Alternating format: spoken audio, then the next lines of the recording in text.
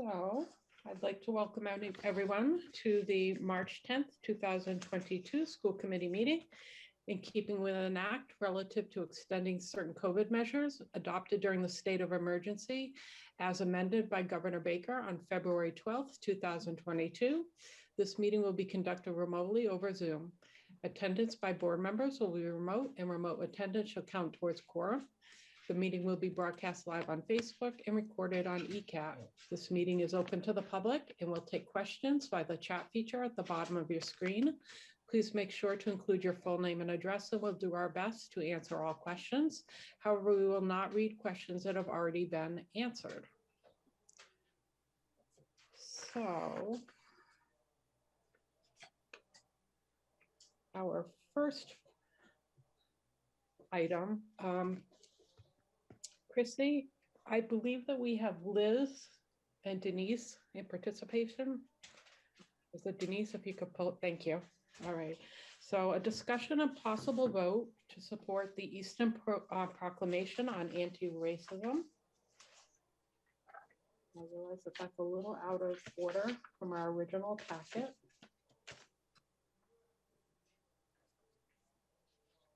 I don't know if Dr. Terrell, do you want me to talk into this, or did you want to?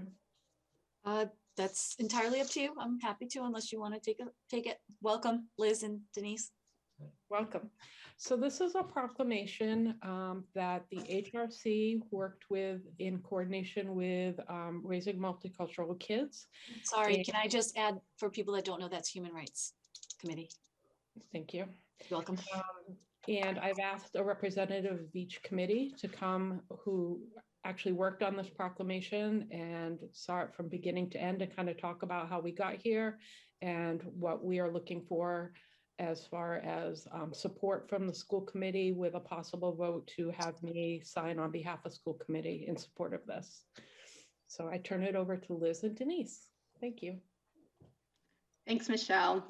Like Michelle mentioned, this is a product of many months of work and cooperation with a variety of stakeholders and representatives from the Human Rights Committee and Raising Multicultural Kids to acknowledge and create some acknowledgement and action items for us as individuals to move forward, to acknowledge what it means to be anti-racist. So we were very much hoping that the school committee could join the signatories on the letter, which represents other stakeholders and leaders in town, all of whom at this point have agreed to sign in their representative capacities. Denise, I don't know if you want to add anything from RMK's perspective. No, Liz, I believe you captured it. Okay, so I'm just going to read it so people at home can hear it. So the Eastern Proclamation on Anti-Racism. We recognize that neither a resolution nor a single action will change a community, but rather that we are all responsible, both individually and collectively, for creating and fostering an anti-racist and unbiased community. We must therefore actively acknowledge and stand up against bias and discrimination of any kind. Whereas we acknowledge the history of some systematic racism in the United States and in Easton, and whereas we strongly condemn acts of oppression in all forms, including institutionalized racism, which has targeted Black people, Indigenous people, and people of color, and whereas we respect the contributions, traditions, and different experiences of all who live, work, study, worship, or visit in Easton, and whereas we commit to equal protection of the constitutional and human rights for all, and to becoming a diverse, inclusive, welcoming, and supportive community. And whereas we acknowledge that the privilege of white people experience may inhibit them from fully understanding how racism impacts Black people, Indigenous people, and people of color in America. For example, the performance of simple tasks like driving, walking in neighborhoods, or just going to a park may come with certain risks not experienced by others. Life events like getting a job, purchasing a home, buying a car, or raising a family come with barriers that white people may not understand, realize, or even experience. Now, therefore, be it resolved, we encourage open dialogue about racism, discrimination, injustice, and hate, as well as the exploration of ways in which Easton can promote a fair and equal treatment of all persons residing in and visiting our community. And therefore, be it resolved, we support to encourage social and educational programs aimed at understanding and dismantling racial, ethnic, and other biases in our community. And then there's signature spaces for Human Rights Committee, Chair Select Board, Superintendent of Schools, School Committee, Raising Multicultural Kids, Town Administrator, Civil Rights Officer, and Director of the Ames Free Library. I don't know if anyone on the committee has any questions or comments.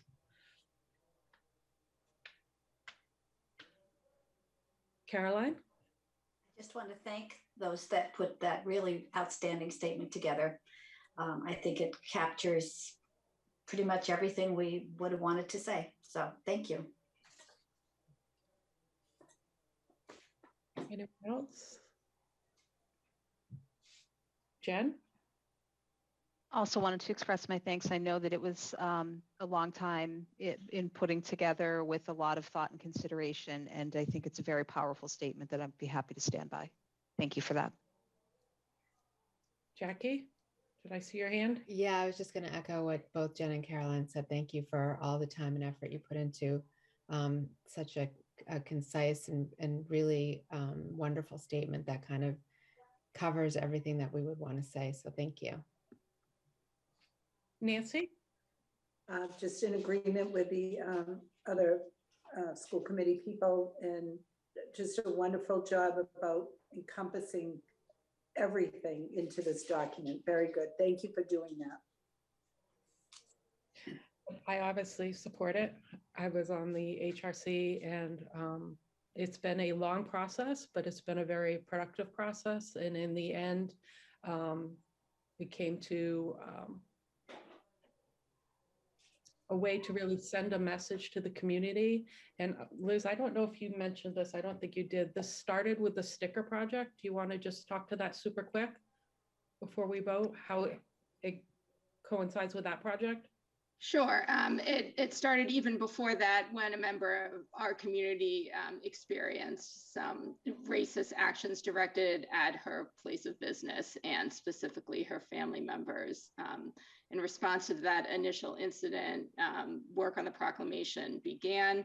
The Human Rights Committee responded additionally with a lot of help from RNK and sponsorship in developing a sticker campaign with a new logo that people may have seen on stickers or magnets around town, as well as the shirts that the Human Rights Committee now wears when it volunteers at events like the Holiday Parade or NRT. And the stickers were developed through an art contest, primarily located at the high school with community support. We had over 500 community members voting for a winning design. I also just want to add that the signing of this proclamation is really just the first step.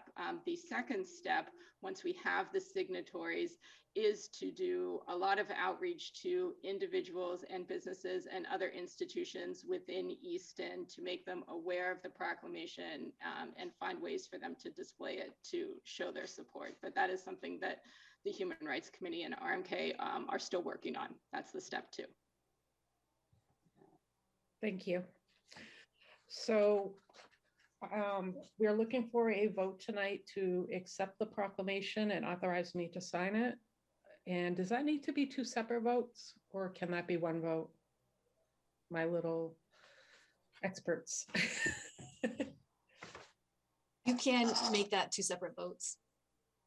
It needs to be 2 separate votes. And I would just add that as a person who's listed as a signatory, I am more than happy to do so. I do know that this definitely captures our sentiments in the school department, but I know that it is very difficult to do wordsmithing for something like this. And I know how much effort goes into choosing every single word meaningfully and carefully. And I commend you on a really well done, very concise document. Okay. So if there's no further questions, the first vote will be on the acceptance of the supporting the proclamation. So I'd like to make a motion to accept and support the Eastern Proclamation on anti-racism on behalf of the school committee. Can I get a second? O'Neill, second. Roll call vote. O'Neill, yes. Durant, yes. DeLuca, yes. Wiseman, yes. Star, yes. All right, and then I would like to make a motion that I be authorized to sign on behalf of the school committee. I guess second? Second. Wiseman, second. Everyone. All right, roll call vote. O'Neill, yes. Durant, yes. DeLuca, yes. Wiseman, yes. Star, yes. Excellent, thank you. And thank you, Denise and Liz, for taking time to come in and talk to us about this. Thank you.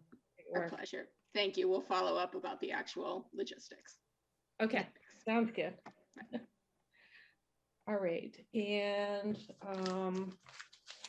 did we want to move, I believe we were going to move the calendar. I don't know, I need to look to see who's here. She is here. She is here. Do you want to move her over? We have Danielle with us, so if we can, and I apologize for forgetting if we need to vote on this, to move what item?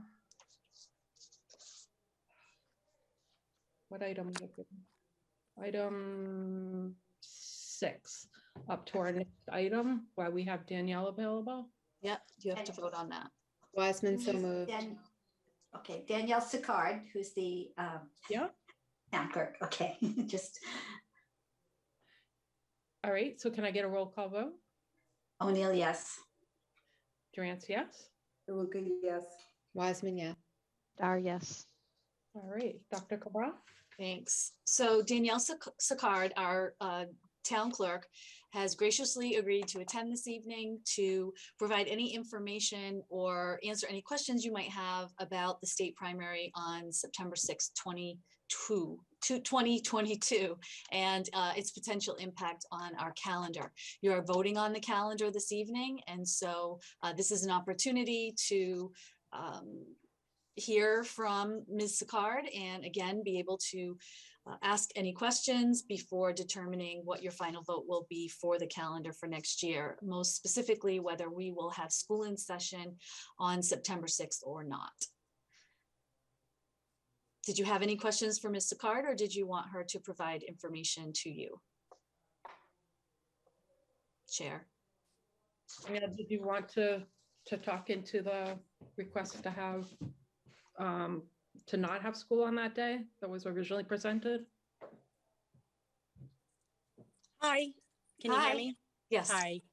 Sorry that I'm in my vehicle. I've been at a training all day today, but I do appreciate the opportunity to be here to answer any questions that you might have. I did watch your last meeting. I understand the predicament that you're in with Labor Day starting kind of later in the September calendar and wanting to start school prior to that. So I want to assure you that no matter what you do, I'm confident that we're going to continue to work together to make sure that voting is, the best access for voters is available, and at the same time maintaining student safety on election days, because as a former teacher myself, I certainly have that hat that I want to wear and share as a common goal. So I do understand the predicament that you're in. I'm sure that if you decide to go with school that day, that we will do that. But I thought it was really important to just share, based on the conversations that you had at your last meeting, just some data and some information so that you have some information to make a thoughtful and informed decision on what you're going to do for that day. So obviously, parking is one of those things that can sometimes be a problem for voters on school days. We have come up with some really great approaches to make that work better. I would imagine that we would continue with that. You had asked at the last meeting what was the amount of people that were there, and so in 2018, there was 2,781 election day voters that were in and out of the building. I would imagine that we'd be close to that or bigger, depending on how active vote by mail might be. But as you had mentioned at your last meeting, there definitely are some considerations that are different than they were in 2018. The fact that we have additional precincts, redistricting is going to require, instead of the 6 precincts, setting up for 8 precincts, and the continued use of both your gyms in order to keep that spread out and have enough space to be in compliance with ADA. So we would be using the main entrance, the atrium entrance, the old gym, the new gym, the dance studio, and we use the locker rooms for election workers, for restrooms. And then we use the entire Moscato lot. Usually the teachers and the students would park somewhere else, and then the first row in the back lot. So, you know, voter engagement is what drives turnout for elections. And so I just want to keep in mind that, you know, state primaries are usually not as heavily turned out as a November election for sure. And I would imagine that in comparison would be smaller, but we do have a governor's race this year. And you know, there seems to be some dissatisfaction in general. And as we've seen, I think that voter engagement will continue to increase for this year as it did in 2020. I do want to thank you all for continuing to keep the November election as a professional development day. I think that's essential and important. It's only every other year. And we have, you know, sometimes up to 13,000 people who are coming in that day. And so I think it's a smart choice, and I do appreciate that you have limited time to do those and that you continue to do those for us. So with that said, you know, I did provide you with some data. I'm happy to answer any questions should they come up. And again, I appreciate your time. I do have one small clarification. The main entrance, most of our parents and the school committee would consider that the main office entrance, which is on the other side of the building. So I just wanted to clarify that's not the entrance. It's the entrance near the auditorium and the gymnasium, so the atrium. Just wanted to make sure that you were aware, the school committee was aware that you didn't mean the main entrance. Yeah, thank you. I'm not sure of the terminology. I appreciate that. Yeah. Jackie? And so obviously from this, I'm sorry, from the school. No, go ahead. You know, from the school committee's standpoint, I think it's really important, you know, that we're making sure that we limit the amount of times that students and voters, you do a good job. The schools do such a great job to, you know, secure the buildings and things like that. And on voter days, there are more people that are there. So that is a concern that I want to make sure that, you know, you make an informed decision about. So I just wanted to make sure I understand about the setup, because normally with elections, we walk through the gym. We walk right into the gym. So in this time, we'd be walking in through that front atrium. And is that where the precincts would be set up? And then you would funnel people into the gyms? So now that we use both gyms, and we've been doing that for 2 years now, all of the voters enter in the building through that atrium entrance to get to the gyms, and then they exit out of the doors that go directly to the parking lots. Okay, thank you. Yep. Nancy? Yes, 2 things. First of all, if you could leave more rows of parking in the, not in the Moscato lot, but the one behind the gyms. I wonder if you could leave, instead of 1 row, maybe 2 or 3, where it's the beginning of school, maybe only seniors could drive to school that day or something like that. I mean, maybe somebody could come up with a plan to limit the parking in those parking lots that day. My other comment is, you were talking about the 8 precincts. The April election will be the first time that we'll be using the 8 precincts. Is that correct? That is correct. However, the split precinct, we actually have 7 precincts. There's 1 precinct that has a split district. So that's only for state elections. For the state elections, we would be set up for 8 precincts, essentially. 1, 2, 3, 4A, 4B, 5, 6, and 7. And for local elections, it would just be the 7 precincts, because there's not a difference in the districts for that. But as you know, we've made that bylaw change, and I'll continue to support having Saturday elections so that we aren't interfering with the school day.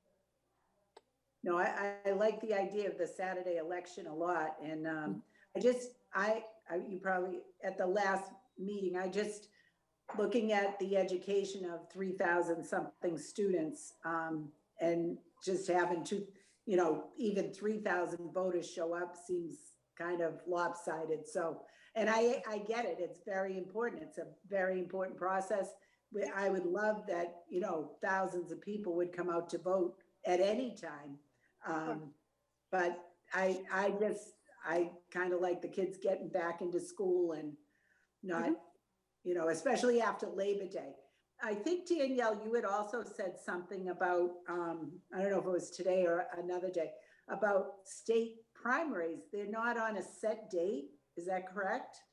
Yeah, no, my email was basically saying that the November election is always set for that first Tuesday, Right. or the second Tuesday, I think, every other year. The primary date is something that can be set by the Secretary of the Commonwealth, and legislation, a budget amendment that was recently passed, did set the primary date for us a little earlier than what the Secretary would done. We, my association, the Massachusetts Town Clerks Association, we've been advocating for that to be a set date and for it to be an earlier date for quite some time. I mean, we're not the only school district that's being, impacted by this. And certainly the Tuesday right after is difficult for lots of other reasons with the holiday. I would say if things stayed the way they are, it would be really helpful in future years that if the date was close enough that we do wait one day for students. But I understand the predicament that you're in where you want to start so far in advance. If your plan was to start on the same day we were going to have the primary, then I would have strongly said, why don't we wait one day? I still, prefer, it's always better if we can have them not commingled and not have the students there for both voters and for the students. But I'm under the impression that the school will be able to kind of cordon off that section and limit students' access to it, which I then, if you're comfortable with that, then I think that provides them with a safe environment. And that's just as important to me as voter access. And the other thing I was thinking about too, on the other side, families may want to have that extra day from Labor Day to have, one more day of vacation before, hitting the books really hard. So we can look at it from both sides. So thank you, Danielle. I appreciate it. Mm-hmm. Any other questions from school committee? Jen? I did have a question, Danielle, it's related to elections, but not this question, but while we have you. I love the Saturday elections for local. I don't love that they are happening at the end of school vacation week. Sure. So Yeah. Can we look at maybe trying to avoid that in the future? I just imagine that turnout could be, people would have to vote absentee if they're away. And Sure. We know that people it's hard to get people to come out at all for local elections. And So the process that with the bylaw change that allowed us to even change it to a Saturday is that the select board needs to hold a public hearing prior to December 31st of the preceding year. And that why so early is a question that I'm asked all the time, but the entire calendar is set based on the election date. And that means nomination papers, which people can start getting in January. And so all of that is set on that date. So they do hold a public hearing. It also the bylaw also states that the election has to be between the 15th of April and the 30th of April. I'm going to tell you most of the time that only gives us the opportunity to have it either at the beginning of school vacation week or the end of school vacation week. This particular year, we did have the option of the 30th. And so there was an additional one because of how it falls. And there was a lot of conversation with the select board with the same thing that you just said. However, talking to the school department principal and the athletic director, talking to the DPW who has to handle the setup, everybody agreed the less disruption would be to do it then, and that there was a mechanism for people who are not here to be able to vote still by absentee. So starting in April 4th, that week of April 4th, I would anticipate having ballots available. And although we haven't strongly, with vote by mail, we haven't had to do a lot with absentee, but vote by mail has not been extended yet in legislation. It expired in December. And so no excuse, people cannot just vote by mail because they don't want to go to the polls. You have to qualify in order to vote by absentee by saying you're not going to be in town that day, you have a religious belief, or you have a physical disability. Those are the qualifications for absentee. But it's going to be really important, like you mentioned, if people who are traveling or those who have students who are away, they have the opportunity to take advantage of the absentee. So I hear what you're saying. There is a process that we go through, but there are other mechanisms. We certainly do not want, there's never a perfect date either. And usually our date by bylaw is usually the Tuesday after school vacation, which some people think is just as difficult too, because they're coming back from vacation. So maybe, we could change that bylaw in the future so that it's a longer period of time, but it most likely will always revolve around the April vacation, unfortunately. And so just to be clear, that bylaw is a town level bylaw. That's right. Okay. Yep. It was done at town meeting, and it was only done 2 years ago in response to COVID and where we were at and not having to get special legislation in order to be able to change to a Saturday day. Thank you. You're welcome. Caroline? Danielle, as long as we have you here, I'm also going to take advantage of that opportunity. You mentioned the absentee ballot option, and I know that has been traditionally always for people who are either out of town or have a specific medical exemption. But I actually was talking to a couple of friends this week, and they don't per se have a disability, but they are older and they're very concerned about going to in-person voting because they are considered high risk for COVID. So would that be considered a legitimate? Yeah, absolutely. If somebody cannot make it to the polls for the reasons that you're saying, there's also some COVID related, somebody gets sick only a few days before the election, they then would qualify also, even if the deadline has gone by. So there are some things that we can do for that. But I would just say to anybody out there that thinks that they're not going to be able to be there, just keeping in mind that it's not no excuse vote by mail. It's if you have a reason, then you qualify. Okay, well, I just wanted to be sure the reason could be that you're simply in a high risk category. You're not necessarily considered disabled, but there are certainly I would think that especially in that in the world that we're living in right now, that is somewhat of a disability, and they're probably considered that they're not going out to restaurants, they're not doing all those other kinds of things because they're living lifestyle to protect themselves. So we're not going to ask people for any proof of these things, and it's really the honor system. And just keeping in mind that I order the number of ballots based on absentee and not by no excuse vote by mail, which is, a lot higher. So. Okay, thank you. You're welcome. Any other questions? Thank you, Daniel. Michelle, I did have just one question, just for Dr. Cabral. You had the opportunity to talk to Mrs. Kavanaugh about this, right? And Correct. And she was comfortable with having school in session on the voting day? Or can you tell us what her thoughts were? Sure.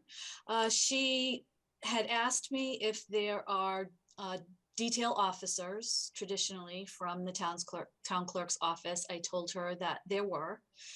She said then that there shouldn't be a problem in terms of students coming into the lot in the morning. They have the administration out there directing students. So there's only one time where students come in during the day. So someone doesn't need to be in the Moscato lot, checking cars all day long.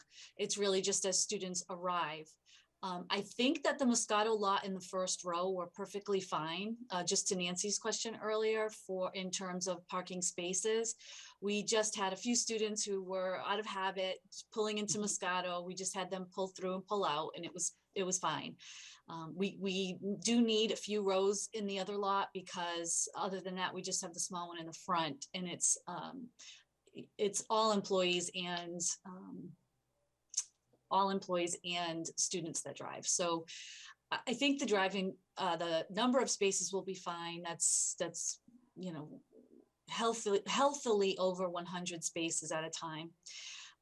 The gymnasiums, that's fine. That's especially fine if it's nice outside. So students and staff prefer to go outside. And the atrium itself is quite large. This principal is perfectly comfortable with having what would be a small hallway space along the side where the auditorium entry is, and along the back of it is close to the school proper, the closest side to the school proper, only because students go through the hallway to get to music, and then they use the other hallway to get to industrial arts.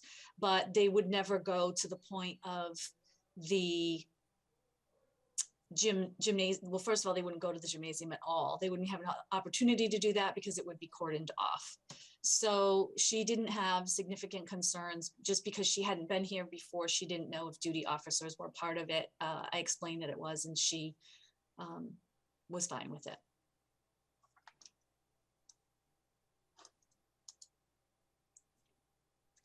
Is that it, Jim? Yeah, I think Danielle has a question though, Okay. Yeah, or a comment. I just wanted to, we do have officers, but they're not detailed officers that are out in the parking lot. They're there to oversee the election process, and they have a bunch of duties that are inside that are different than like a detailed officer. We do, however, send the officer out in the morning if it's possible. And we ask the school administration also does for the parking. But that, like Dr. Cabral said, it's a short period of time, and we've been able to make that work. Okay, I may use the wrong terminology. Whenever we hire an officer for something, we call them a detail officer. So yeah. I apologize if I said that incorrectly. Okay, any other questions for Danielle? All right, thank you. Thank you for taking your time to answer some questions for us. All right, so we have 3 calendars in our packet. I thought we had narrowed it down to 2, but maybe I missed. You talked about that, but you said you were just going to bring all 3 of them over again. It was the second one. That's what I thought, but we had kind of ruled that one out. Well, we discussed only moving forward 2, and you, the committee preferred to bring all 3 forward.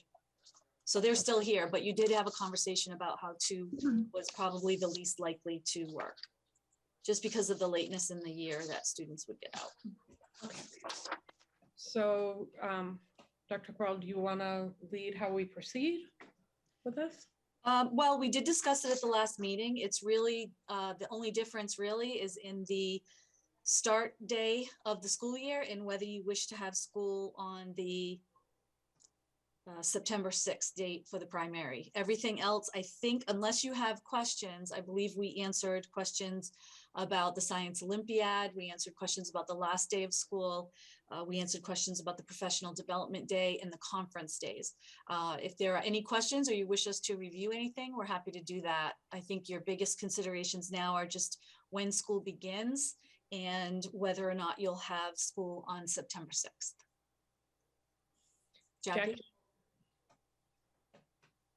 Sorry, I may be reading this wrong, but on draft 1, under March, under the notes, it says March 23 and 24 early release days, PK to 5. And then it says March 25th early release day. Isn't that a Saturday? It is. Oh, that's supposed to be, that's actually. That's supposed to be the 24th? No. The draft I Yes, have has the it is. 24th, Jackie. It's supposed to be March 24th after that. Really? This is the draft I just printed out. That's weird. It says the 25th too, Jackie. The other 2 say 24. It's only draft 1 that says 25. Yeah. You're right. It's the 25th.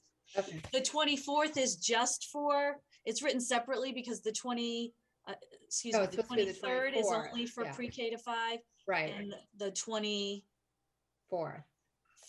is for pre-K to 12. Yeah. Mm-hmm. No, I just wanted to make sure because it said the 25th. Yes, thank you. It's really supposed to be 25th. Okay. That's a really early release on the 25th. Bad attempt. Okay. Any other comments, thoughts, feelings? What do you guys want to, what are you thinking? Past few years, we've done staff on a Tuesday, students on Wednesday. To begin the year, yes. Yep. We always have the staff one day prior, yes. Yep. Okay, and so if we did, let's see, so that's draft 3, and then that would put the last day with 5 snow days on a Friday. Mhm. Friday of a long weekend. Yep. Hmm. Or Or wouldn't Tuesday draft after a one. long weekend. They're both not positioned perfectly, but chances that they will stay there. It depends. If we have a mild winter, it would be before the weekend. Yep. Those are hard to guess, of course. Hmm. Can I ask a question? Do we all agree that we're still not a fan of draft 2? Can we take that out? So that we're I only. agree with thought we- that. Yep. Yeah. I actually agree. thought we had also had I- already eliminated it. So, Okay. yes. So we're looking at draft 1 and 3. So the I full kind of like- PD days, sorry. So No, our no, full go ahead. PD days are November and January, which we've had, Mhm. and those have worked well past few Yes. years, right? In terms of where they fall in the school year for staff. Okay. Yes. Sorry, Caroline. Oh, no, I was just saying that what I like about the Tuesday start for teachers and Wednesday for kids is that I remember Lori Hahn, former school committee member, did a lot of research about when school starts in relation to how kids actually perform on standardized tests like the MCAS later in the year. And the earlier they start, it seems like the more they sort of absorb earlier on. I mean, it was a very interesting, she came across a very interesting study about this, but it was actually, looked at schools nationwide, but just, I know that it's only 1 day difference and I don't have strong feelings about this, but I just was remembering the research that she showed us about kind of getting an early start, that does seem to benefit kids.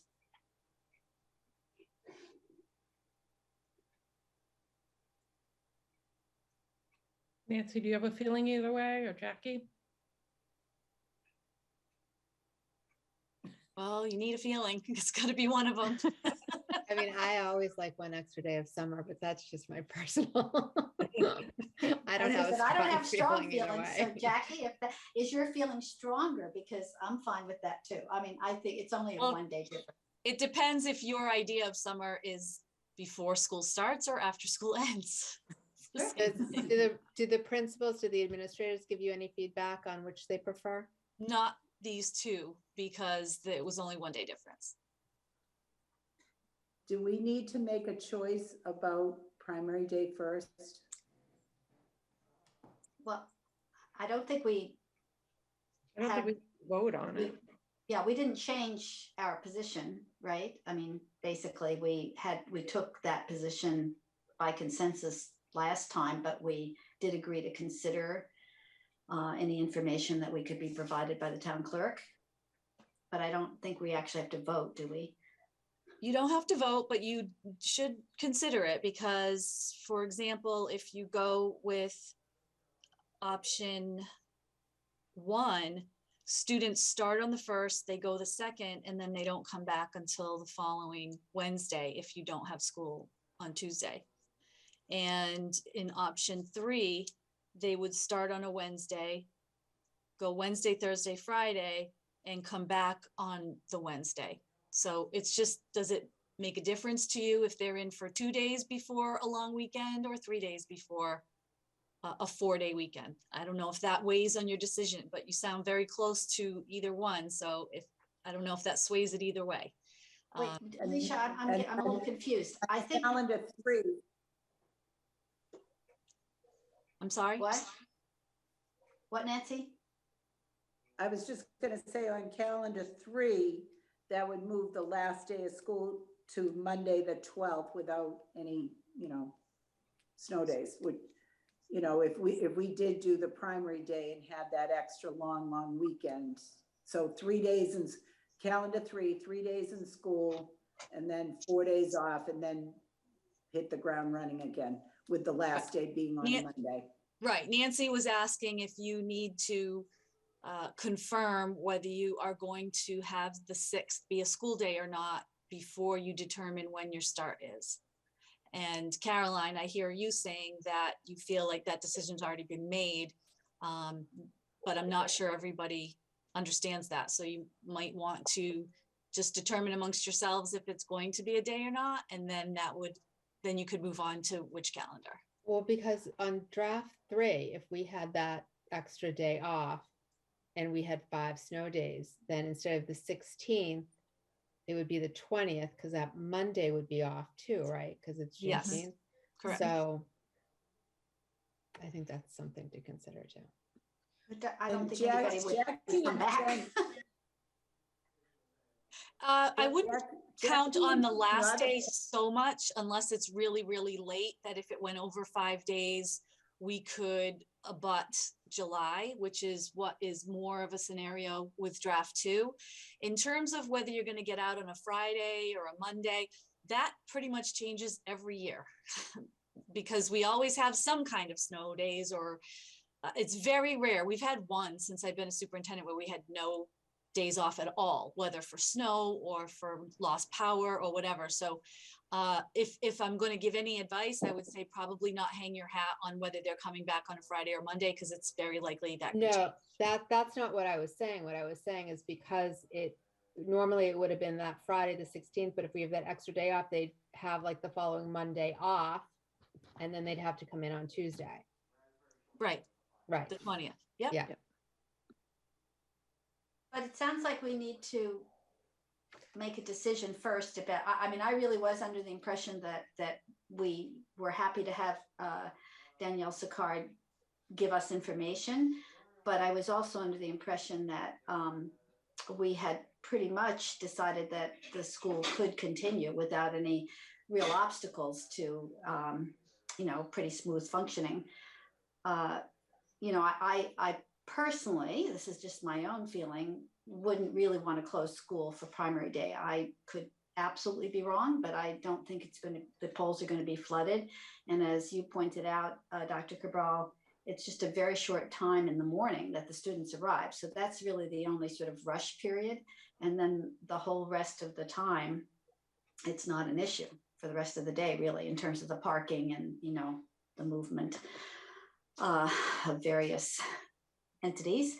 Anyway, but are people not in agreement with that? Are people still thinking that we should close on primary day? Because that wasn't my impression at all. I don't think we should close on primary day. I agree. Okay, so we do have a consensus, basically. I thought we sort of had a consensus last time, but that we were willing to, get more information. Okay, But so we're in agreement that kids will be in school on the 6th, and yeah. Mrs. Kavanaugh. Okay, good. Okay, so that, I just want to make sure, I mean, I hadn't realized that wasn't already clear, so I apologize for that. So do we have then, are there more questions or comments on a calendar? Does somebody have one that they want to put forth to a motion? I'm leaning towards draft 3.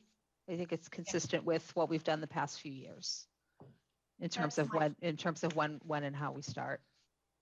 That's my favorite, but as I said, I don't have strong feelings. Yeah, I'd be fine with, I could be convinced that 1 is better as well, if somebody Me had too. a strong argument for it. Yep. So you're Jackie, do you have an opinion? Fine with me. I don't really have a strong opinion either way. It's just 1 day difference. 3 is fine with me. All right, who wants to make a motion? I move that we adopt version 3 of the school calendar for the year 2022-2023. Okay, I have a second. Star, second. Roll call vote. O'Neill, yes. Durant, yes. DeLuca, yes. Wiseman, yes. Star, yes. All right, thank you. Thank you. Great. And Daniel's gone. Thank you. All right, on to the minutes. So the first minutes are from the regular school committee meeting of Thursday, January 27th, 2022. Any questions, comments, edits? Caroline? Okay, now I have to find it on my little phone. My suggested edit is actually part of the chat discussion, the response that Dr. Bornstein had. Now I just need to find it because it's a little bit of a complicated sentence. Let's see. So it's in the response to the second chat question by a parent, a question by a parent about myocarditis. And let me just find it. Oh, sorry about this. But in basically, the sentence says, well, there's two sentences, two proposed edits. One, in myocarditis, the symptoms show up when in the first 2 or 3 days as chest pain, et cetera, and I think it's just, the intention was to say the vast majority, not the mass majority. I think it was just a typo there. And then in the next sentence, when comparing myocarditis from the disease and from the vaccine in that age group, the risk of getting, there's just again, a typo there. It's myocarditis. There's another word that is not actually, it turns out, even a word that I think was just one of those, probably one of those autocorrect things that our devices do to us. But anyway, so the risk of getting myocarditis is about 11 times higher from the disease, I would say, than it is from the vaccine. It was just a little unclear.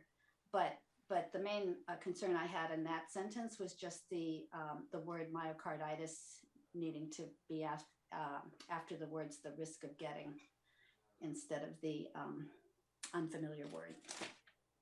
Okay, thank you. Jen? Lynn, did you have any questions about that? What I'm asking? Oh. Nope, I got it. Thank you. Okay. Jen? In the same section, actually, the first sentence, if it was one of those things that I was like, it's not material, but instead of myocardial, myocarditis. Right. See the second word. Yeah, I forgot about that also, yes. Yeah. But the rest of it, Lynn, you did it's very technical. There's a lot of medical wording in here, and kudos for capturing it as well as you did. Yes. I agree, it's very comprehensive.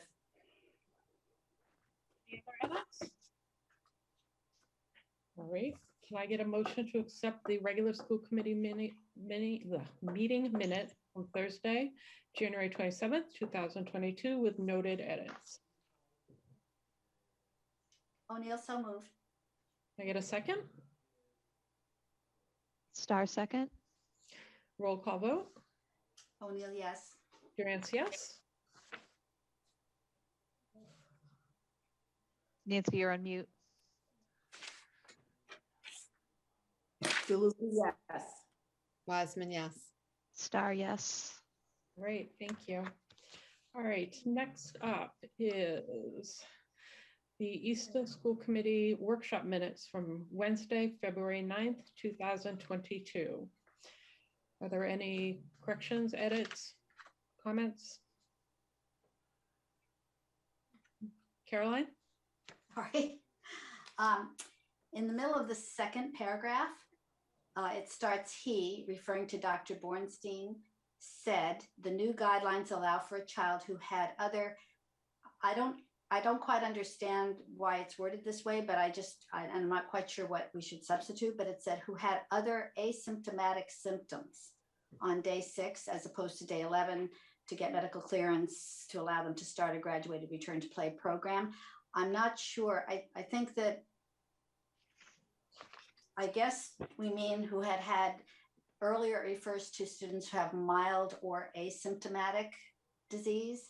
So it must be referring to students who simply tested positive and had mild or asymptomatic, but it doesn't, I'm not quite sure how we ended up with asymptomatic symptoms, because obviously that's a contradiction in terms. In other words, if someone's asymptomatic, they don't have symptoms. So I'm not quite sure what was actually intended there, but I did want to draw attention to that because it isn't too logical. And I don't think I think it's just that another word was supposed to be substituted. I mean, you could go just who had mild or asymptomatic disease on day, or who originally had mild or asymptomatic disease, that on day 6 as opposed to day 11, they could get medical clearance. I think that was the intent. Okay, I agree. That's what I heard. okay, great. Any other edits? Again, great job with, you know, a very technical set of minutes. All right, can I get a motion to accept the Easton School Committee workshop minutes from Wednesday, February 9th, 2022? Wiseman, so moved. DeLuca. Wiseman, second. Roll call vote. O'Neill, yes. Durant, yes. DeLuca, yes. Wiseman, yes. Star, yes. All right, thank you. All right, the next minutes are from the Eastern School Committee executive session minutes from Thursday, January 27th, 2022. Does anyone want me to hold them for edits at a future time? No? Okay. Can I get a motion to accept the Eastern School Committee executive session minutes from Thursday, January 27th, 2022, but not release? Star, so moved. Can I get a second? Wiseman, O'Neill, second. All right, roll call Give it to vote. Jackie. O'Neill, yes. Durant, yes. DeLuca, abstain. Wiseman, yes. Star, yes. All right, thank you. All right, and the last minutes are the Eastern School Committee executive session minutes from Thursday, February 17th, 2022. Does anyone want me to hold them for edits at a future time? All right, can I get a motion to accept the Eastern School Committee executive session minutes from Thursday, February 17th, 2022, and not release? O'Neill, so moved. I get a second? Star, second. Roll call vote. O'Neill, yes. Durant, yes. DeLuca, abstain. Wiseman, yes. Star, yes. All right, thank you. That is all the minutes. All right. Vote to approve an out-of-state trip. Dr. Cabral?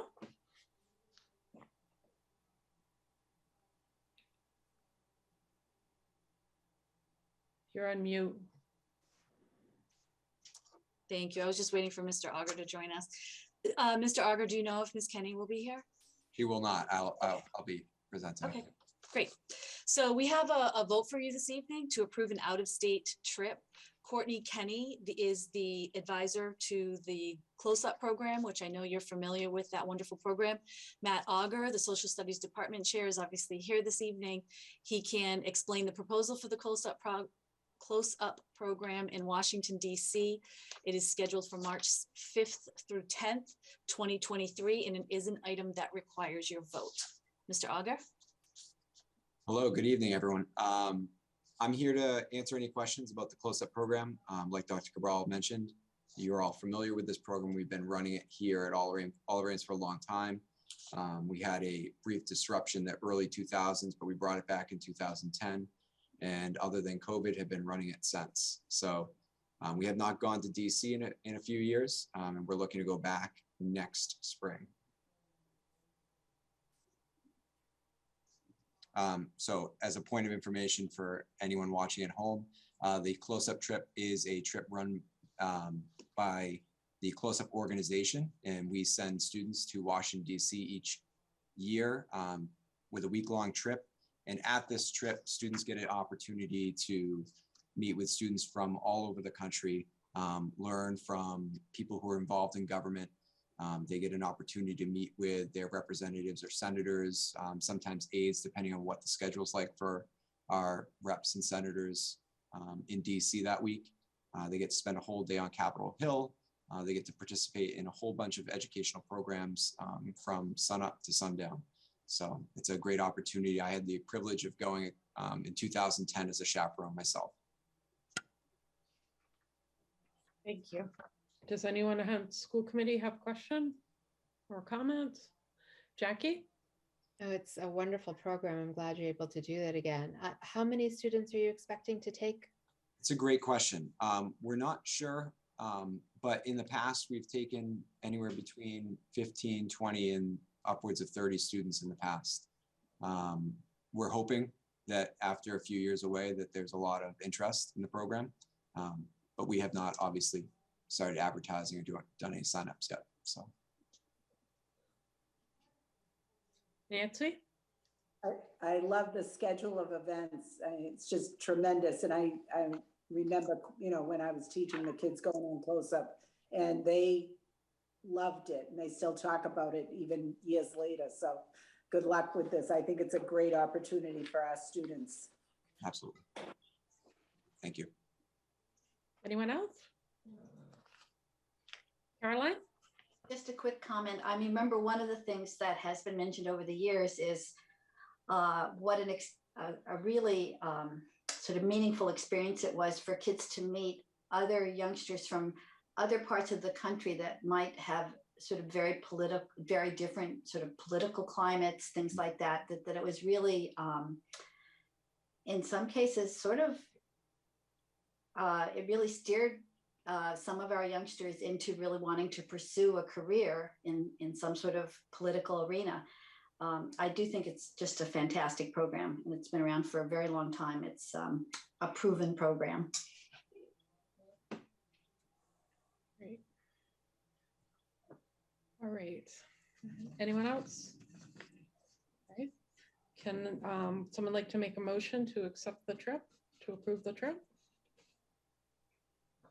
So move to Luca. Can I get a Star? Second. Yep. You got it. All right, roll call vote. O'Neill, yes. Durant, yes. DeLuca, yes. Westman, yes. Star, yes. So great. Have a great time. All right. Thank you, everyone. Have a Thank great you. night. You Thanks. too. Bye. All right, YMCA's Holiday Giving Program. Dr. Cabral?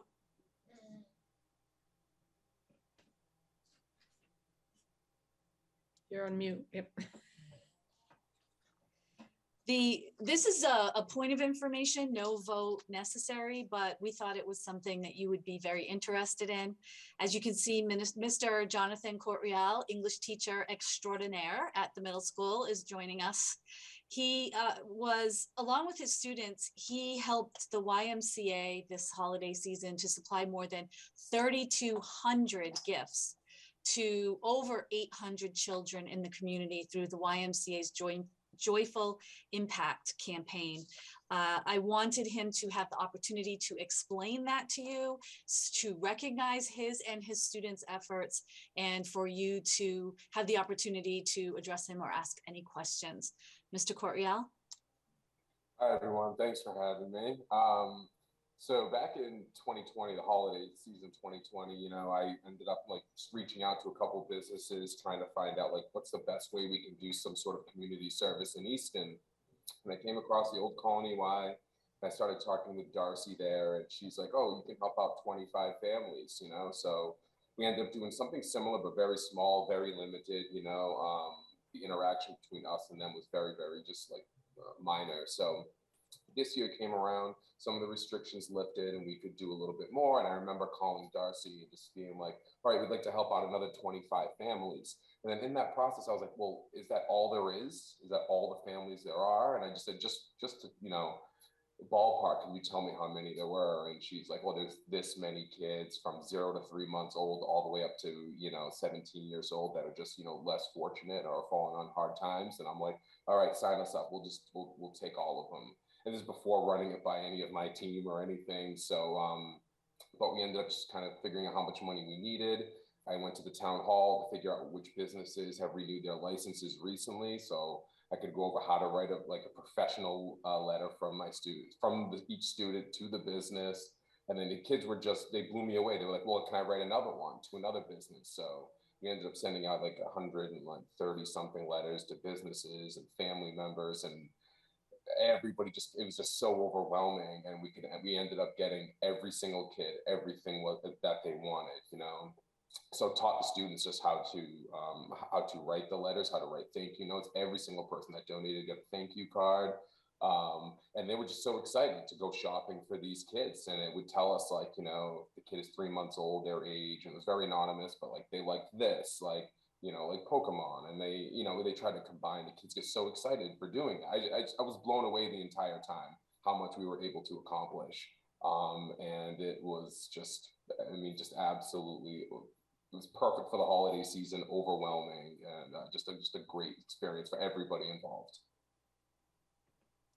This is just incredible.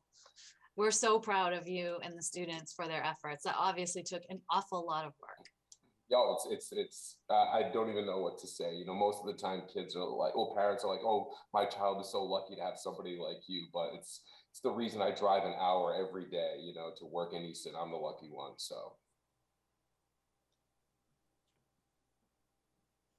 this is DeLuca. Nancy? Congratulations, Jonathan. That's awesome. I loved, in our packet, we had that PowerPoint video thing. Oh my God, awesome. So happy. And I'll leave it to you. You're the best. I used to work with him.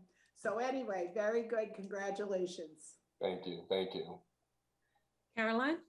I just want to say this was absolutely the perfect year for you to take on such an enormous task. I'm sure it had more meaning, honestly, than it might have earlier. I mean, in years past. So I'm just so happy that we have someone like you on our faculty. Anyway, so thank you. Thank you. Yeah, it's really my team. You know, it's just a fault to like the other members of the Orange team, like Wendy Puljanowski, Tova Finch, Judy Walker. Like they helped me out big time. It seriously isn't just all me. We would be nothing without the kids. So, Jen? That video had me like, I was all verklempt. I was having a moment watching the video. It was really well done. What an amazing project. And I want to make sure I'm not confusing. You're our Haunted Hallways guys, right? You're Mr. Haunted Hallways. Do you miss that? Do you miss that? He's very lazy, as you can tell. I still keep in contact with the Billies every once in a while about that, and we do miss it. So yeah. Well, hopefully, fingers crossed, we can resurrect that at some point in the future, because I know that's phenomenal. And I always loved coming through. You know, I did the setup a few years, and just seeing your room, your area get transformed is really incredible. So thank you for all that you do. You clearly are somebody who just goes so far above and beyond anything that we could ever expect.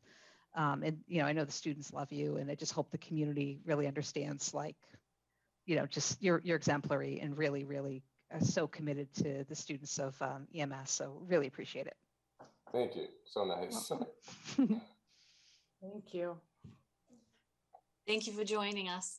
No problem. Thank you all. Thank you. Have a good night. Have a great night. All right. And we are on to vote to approve the Education Alliance contract. Dr. Cabral. Thank you. As you have heard, we've been working with the Education Alliance going on a year now. And in that time, we have been able to actually create not only an early college program, but a career pathway program at the high school. We have solidified agreements with colleges and universities, as well as created pipelines for students to explore career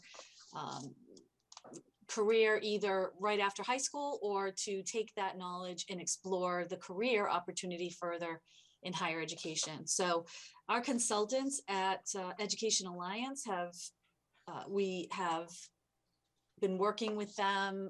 This contract for the new calendar year begins in January. And so this is the professional consulting services they have. They have done research and development for us. They've given us comprehensive and detailed implementation plans. They've made all of the introductions for the higher education. And most significantly, we recently created the first consortium that we're aware of its kind in the Commonwealth, the South Shore Consortium, which is an intermunicipal agreement between Easton and 10 other districts, our neighbors up to North Attleboro and down to Taunton. And we have leveraged our number of students and our ability to work with colleges and universities to create opportunities for our students. You heard Mrs. Kavanaugh explain some of that in the program of studies description at the prior school committee meeting.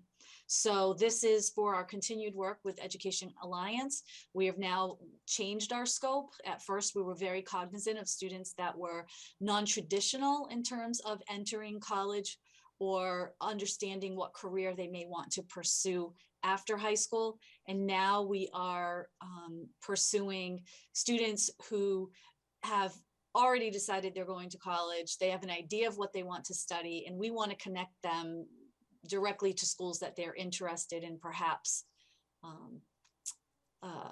working toward gaining admission. And so at the height of this, the idea is for students to be able to earn up to 30 college credits, undergraduate college credits, that they can either use to matriculate into the program at the college they're working with, or to use to transfer to any college or university. This certainly doesn't commit them to attending the ones that we're in partnership with. So this contract is to continue those consulting services with the Education Alliance, which all of the 11 of us in the consortium are working with them currently. Does the school committee have any questions? No? All right. So can I get a motion to approve the Education Alliance contract? O'Neill, so moved. Can I get a Star second? second. Roll call vote. O'Neill, yes. Durance, yes. DeLuca, yes. Wiseman, yes. Star, yes.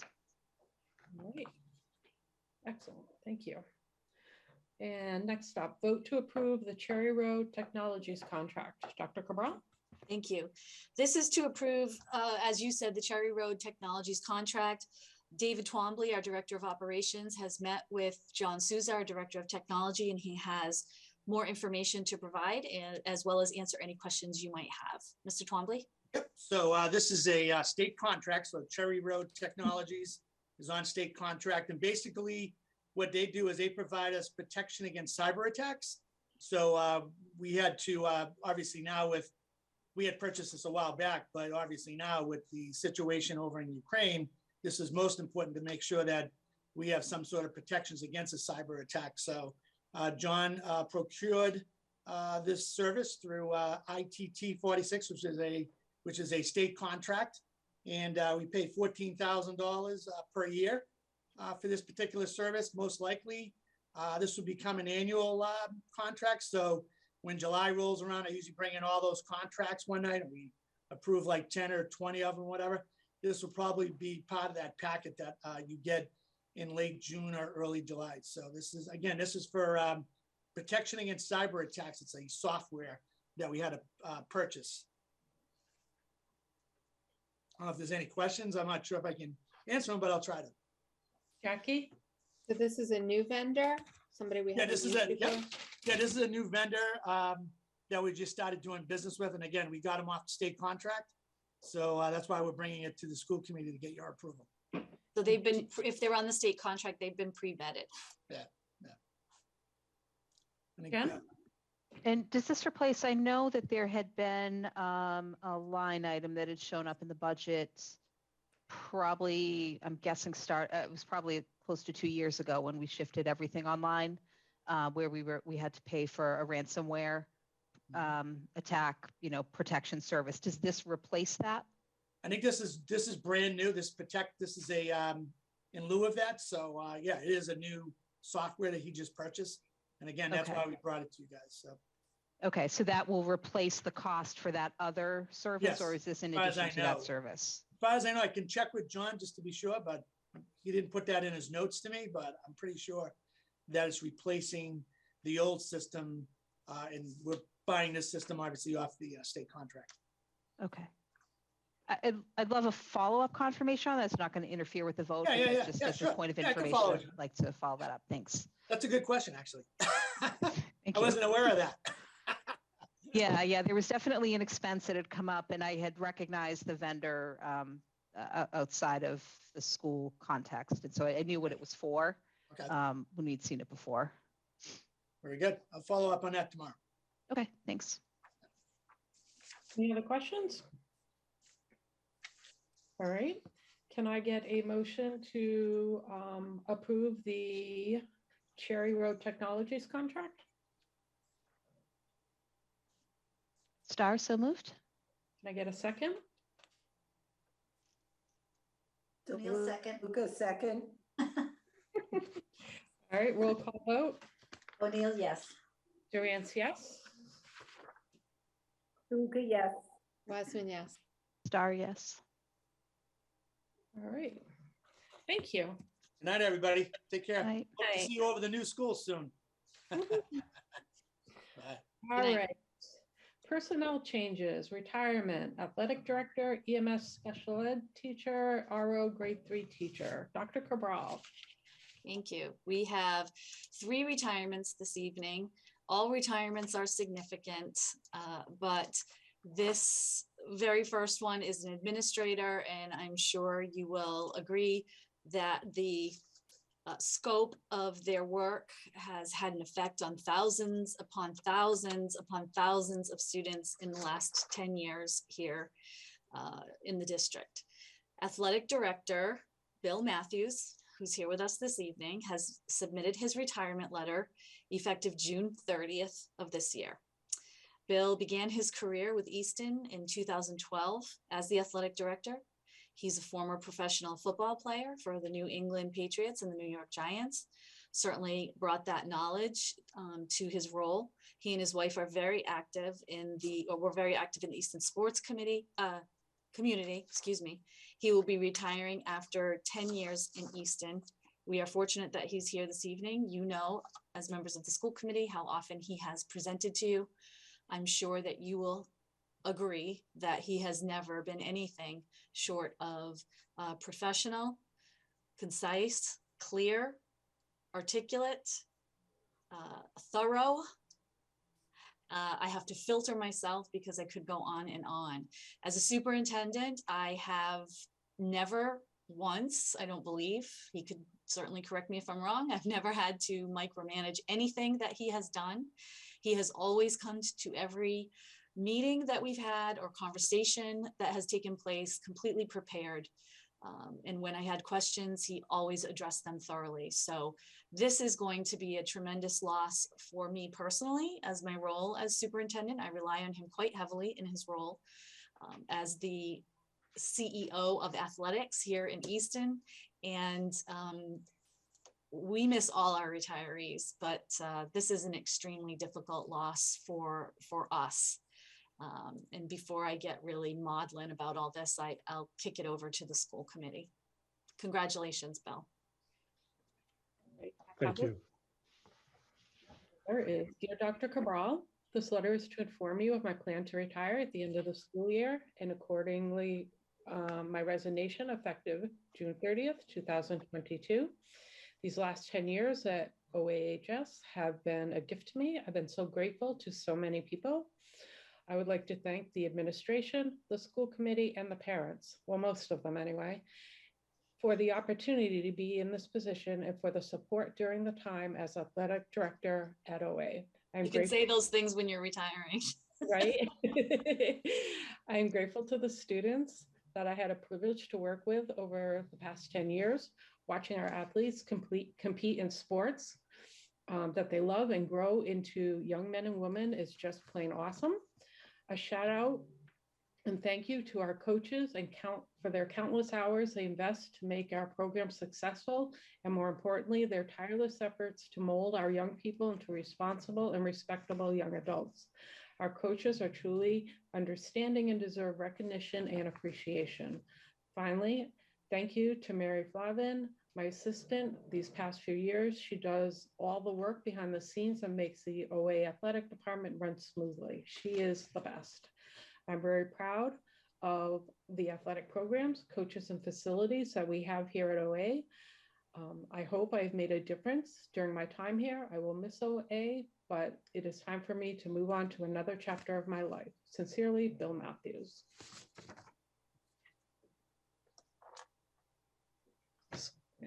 School committee, Caroline?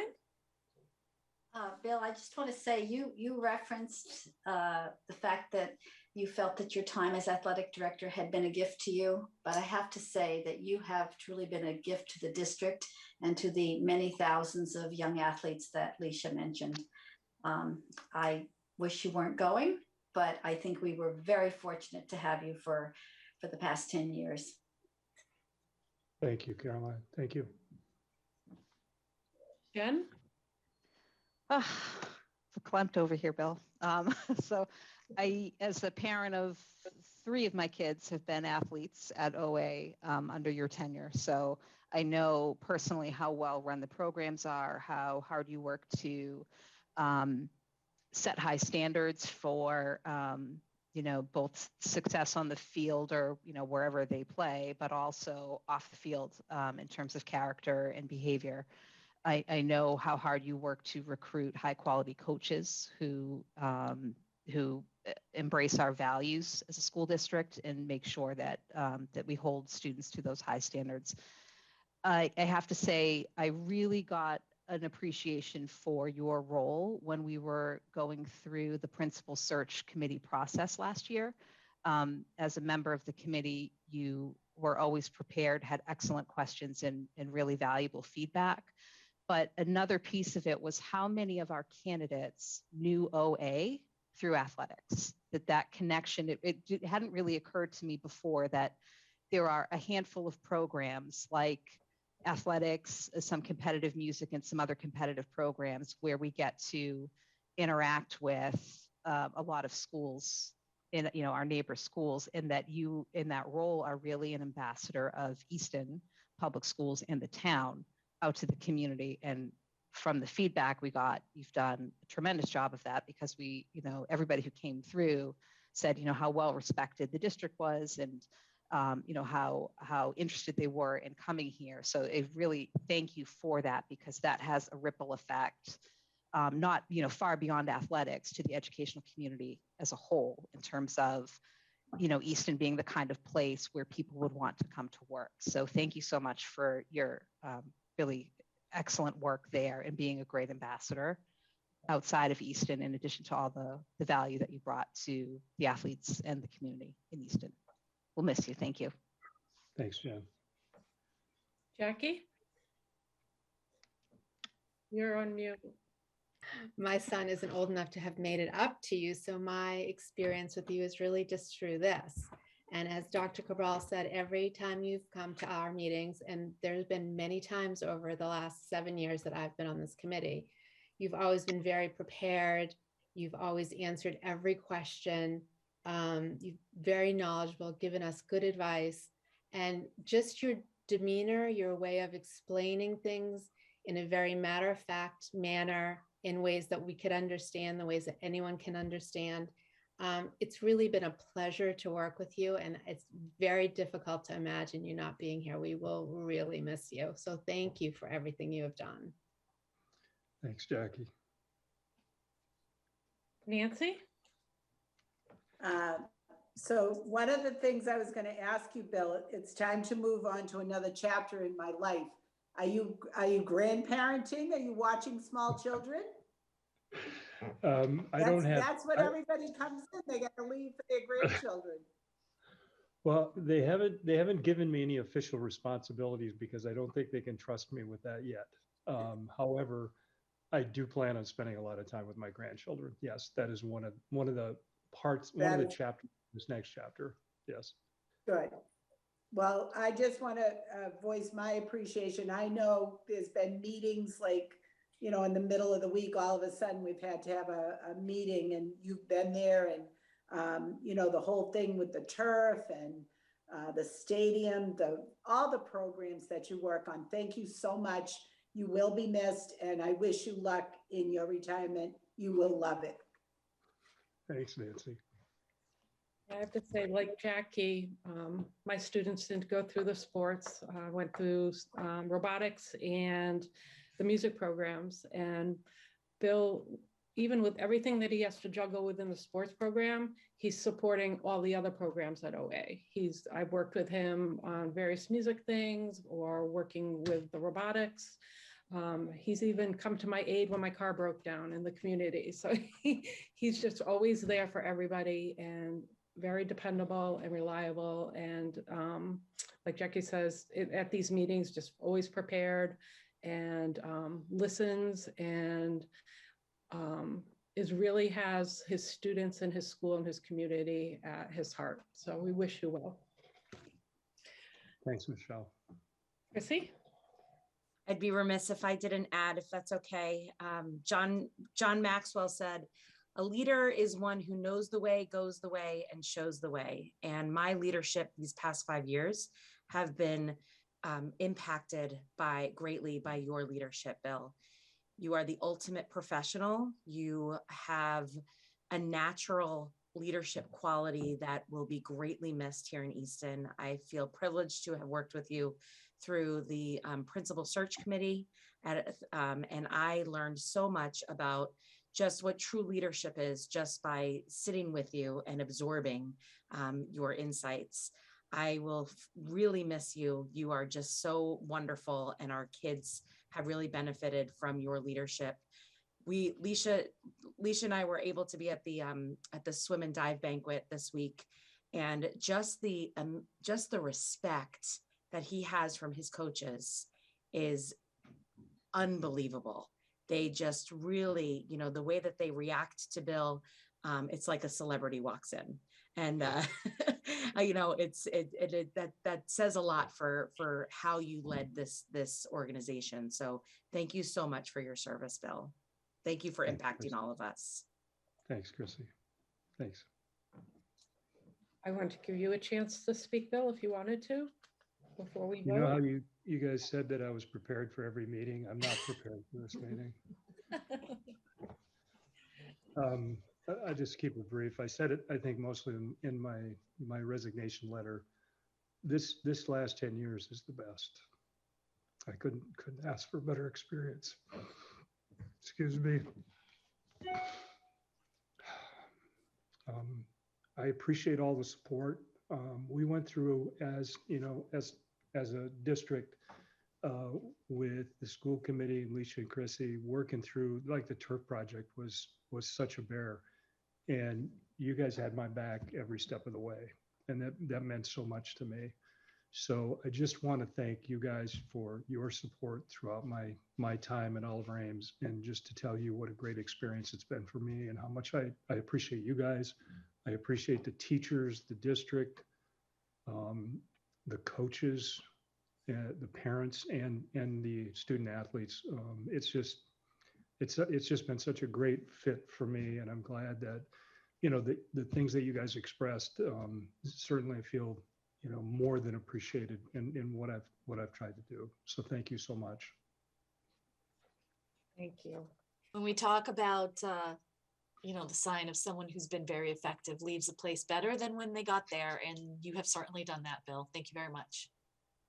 Thanks, Leisha. Thank you, guys. All right. Can I get a motion to accept the retirement letter of Bill Matthews with regret? Very sadly, I will make that motion in respect for Bill's decision. So I will move to accept his retirement, sadly. Can I get a second? Star second, also right. with regret. Roll call vote. Neil, yes. Durant, yes. DeLuca, yes. Wiseman, yes. Star, yes. Thank you. But not until June. Not until June. All right, thank Thanks you. for joining us, Bill. Thank you. Good night. Good night.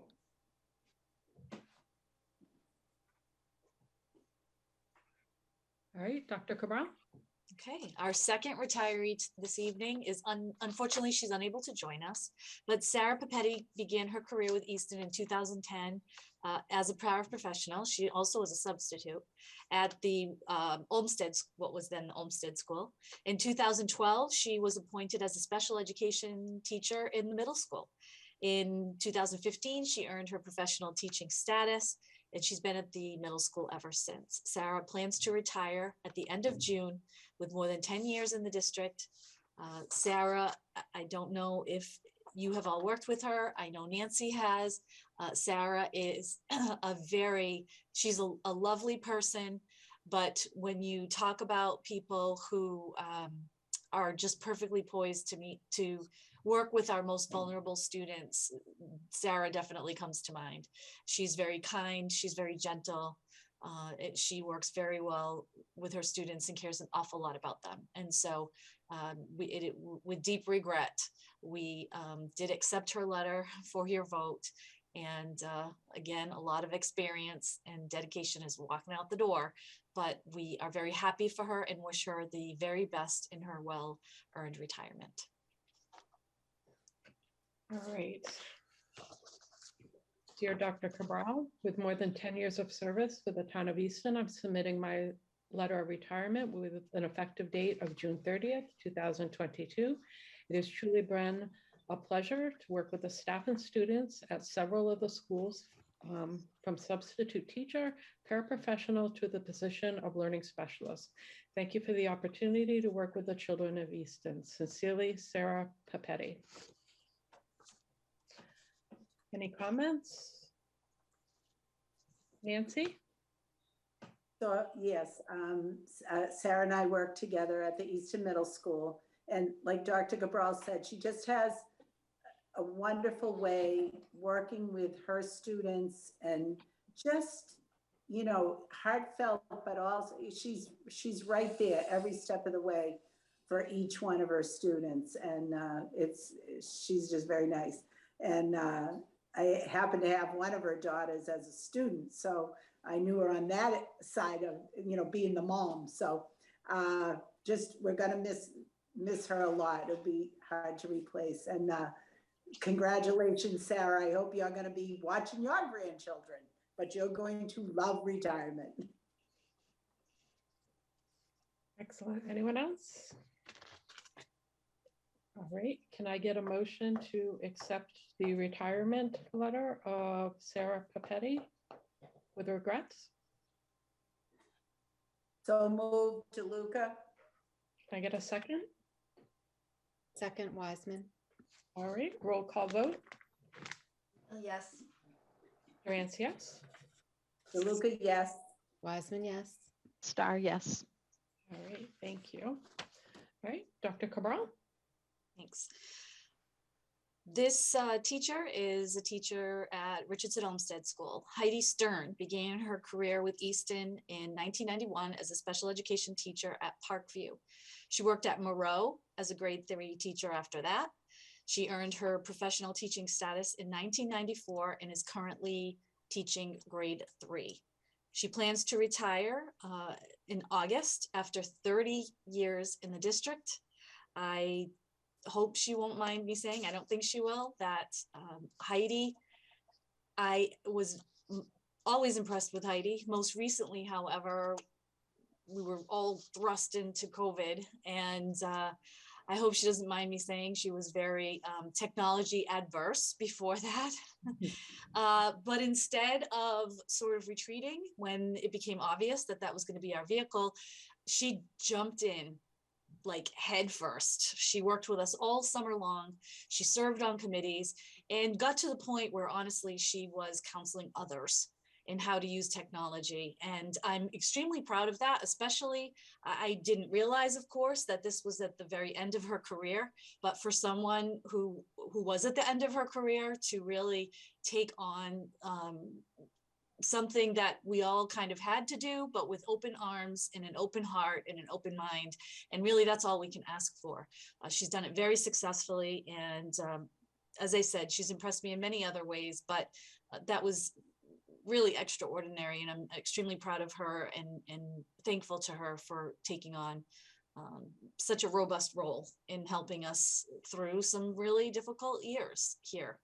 Heidi is unable to join us tonight. I believe she's watching, however, if you wanted to comment, but I would say, Heidi, we will miss you very much, and I wish you the very best in your retirement after this school year ends. All right, dear Dr. Cabral, please accept this letter as my official notification of my retirement. I'll be retiring at the end of the school year. My last date of employment will be August 20th, 2022. I am very happy and proud to have spent 30 of my 35-year teaching career as a third grade teacher in Easton. I appreciate the opportunities that I've had over the years. I will miss teaching once I'm retired. The third grade team has been my family away from home, and I will miss working with them. As everyone who knows me knows, turning off the teacher brain will take me a long time because I truly enjoy working with the kids and developing activities for my class. My plan is to volunteer either at the school or somewhere there is a need. I'd be more than happy to offer my assistance with the transition process and interviewing for the replacement teacher if needed. I appreciate the administration and school committee's effort during the unprecedented time. We've all had to pivot and make changes that we never saw coming. I'm glad we were able to successfully build a plane while flying it. Although I'm happy that I will be able to stay on the ground whenever the next pandemic takes to the skies, please know that I'll be waving from the gate when it does. I'll be sure to pack you snacks and educational activities for the long trip. Who would have thought a person who never touched a computer can now not live without one? I never imagined that these challenges would ever happen, nor did I think I would grow so much. I am impressed with what we were able to accomplish, and I know that it was a feat and it will go down in history. I'm glad I was part of it, and I learned it a tremendous amount. I will take all of these experiences with me forever. Sincerely, Heidi Stern. Jackie? So I didn't know Mrs. Stern before the summer of 2020, when we all got to spend the summer working on committees trying to figure out how to reopen the schools safely. I worked with Mrs. Stern on several committees, and she was so great to work with. She was full of ideas and suggestions. And if there was work to be done, she volunteered to do it. She was really great. I'm glad I had an opportunity to get to know her, and I'm sure she will be very much missed. Thank you, Mrs. Stern. Caroline? You know, at the end of the summer, there's a lot of chatter from parents, particularly at the elementary level, about which teacher has been assigned to their student or that their student has been assigned to. And on both social media and in the earlier days, even before social media was a thing, I can remember the name Heidi Stern came up a lot because parents were always very excited that their children were lucky enough to have been assigned that teacher. So I did not, my own children never were fortunate enough to have her, but I certainly know that she's one of those teachers that was well respected and well known in the community. Thank you. Nancy? Yes, when I read her letter earlier this week, the first thing that popped into my head were those workshops that we were doing in that summer of 2020. And she's just such a dynamo, like really kind of a different person. Great teacher. She's, she just gets those kids and molds them and teaches them everything that they need to know. So we're really going to miss her, and congratulations, Heidi. You're going to love retirement. Jen? So I had to do the math on this, but Mrs. Stearns was my oldest son's third grade teacher, and that was 16 years ago, which I can't believe it's been that long. But I appreciated as a teacher that she was energetic and was a real straight shooter. You went in parent-teacher conference and there was no question about, what was going well and what needed a little developmental work, which is really helpful as a parent, actually. And her letter cracked me up because the technology thing was certainly true 16 years ago. It was send me notes, don't email me. I don't open my email. So I'm glad to hear that she was able to have that experience of embracing technology and becoming a leader in that. It, I think, reflects on, just this wonderful ability to, you can always be educated. You can always learn something new. So that's a great testament to that. But I really, as a parent, I really enjoyed her as a teacher, and my son certainly thrived in her class. So appreciate that, and wish her good luck in retirement. Great, thank you. Can I get a motion then to accept the retirement letter of Heidi Stern with regrets? Wiseman, so moved with regret. Can I get a second? O'Neill Star second. second. Oh, you got it. Okay. All vote. O'Neill, yes. Durant, yes. Okay, yes. Wiseman, yes. Star, yes.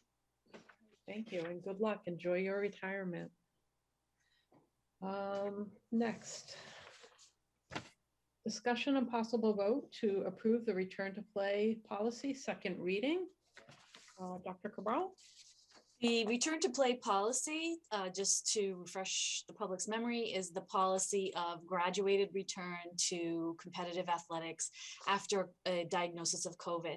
This has been discussed at several meetings, including with the district physician, Dr. Bornstein, who attended and gave his medical expertise and opinion on the topic. Since this is the second reading, this is an opportunity for the school committee to make any adjustments if necessary, and then vote on whether to adopt this as the official return to play policy. Right, thank you. And again, Jen, thank you for putting this together and these final touches. Are there any comments or changes that we want to make before a vote? Okay. Would someone like to make a motion to accept the policy? Star, so moved. Wiseman, second. All right, roll call vote. O'Neill, yes. Durant, yes. Luca, yes. Wiseman, yes. Star, yes. Thank you. All right, vote to appoint members of the school committee to the Professional Improvement Leave Committee. Dr. Cabral? Okay. This is an item in the teachers' collective bargaining agreement that 2 staff members a year can apply for professional improvement leave. It stipulates that they must return and teach in the district after their professional leave, which is equivalent of a sabbatical. They do receive a portion of their salary, but they have to be engaged in a form of education that enhances their role in the district and their ability to meet needs of students. We do have one staff member who requested this. As a result, the collective bargaining agreement calls for a professional leave committee to review and approve or deny the request. This discussion was at a prior school committee meeting. I believe it was determined that 2 school committee members would participate as members of that committee, and that the recommendation for the 3rd person that can be designated by the committee would be the principal of the school that represents where the staff member currently works. And so we discussed that with the cabinet. They were perfectly fine with that arrangement. In this case, it would be Moreau Hall. And this is not the evening for that meeting and for your consideration of the leave. It is, however, the opportunity for you to vote on the 2 specific members, and the vote that the 3rd person, until you deem otherwise, would be the principal of the building of the staff member requesting the leave. And so we're asking you to sort of finalize your decision of who your representatives are going to be, and then vote on the official members. The EEA also chooses 3 members. The superintendent, myself, serves as the chair of the committee. We hope to have that meeting at the end of March or the first meeting in April.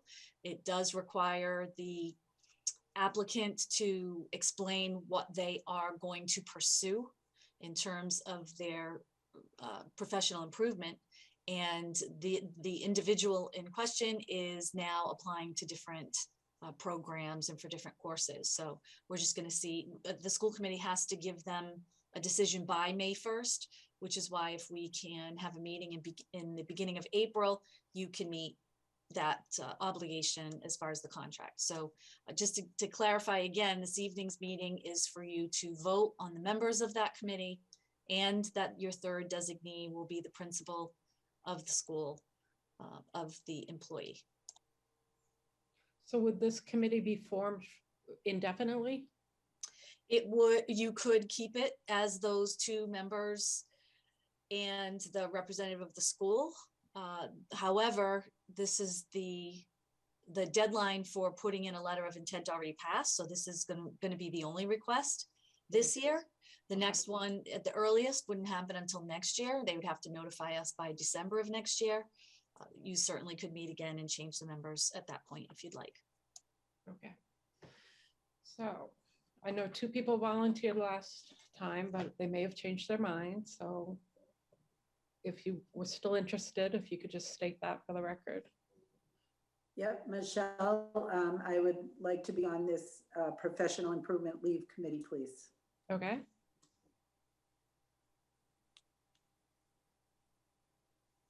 The other person reconsidered.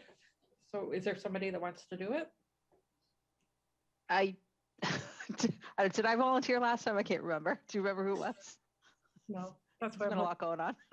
Yes, Jen, it was you. All right. Yes, I'll be happy to do it. Yes, thank you. I thought I had, but I wasn't quite sure. All right. That's because you volunteered for about 50 things. So yeah, I know.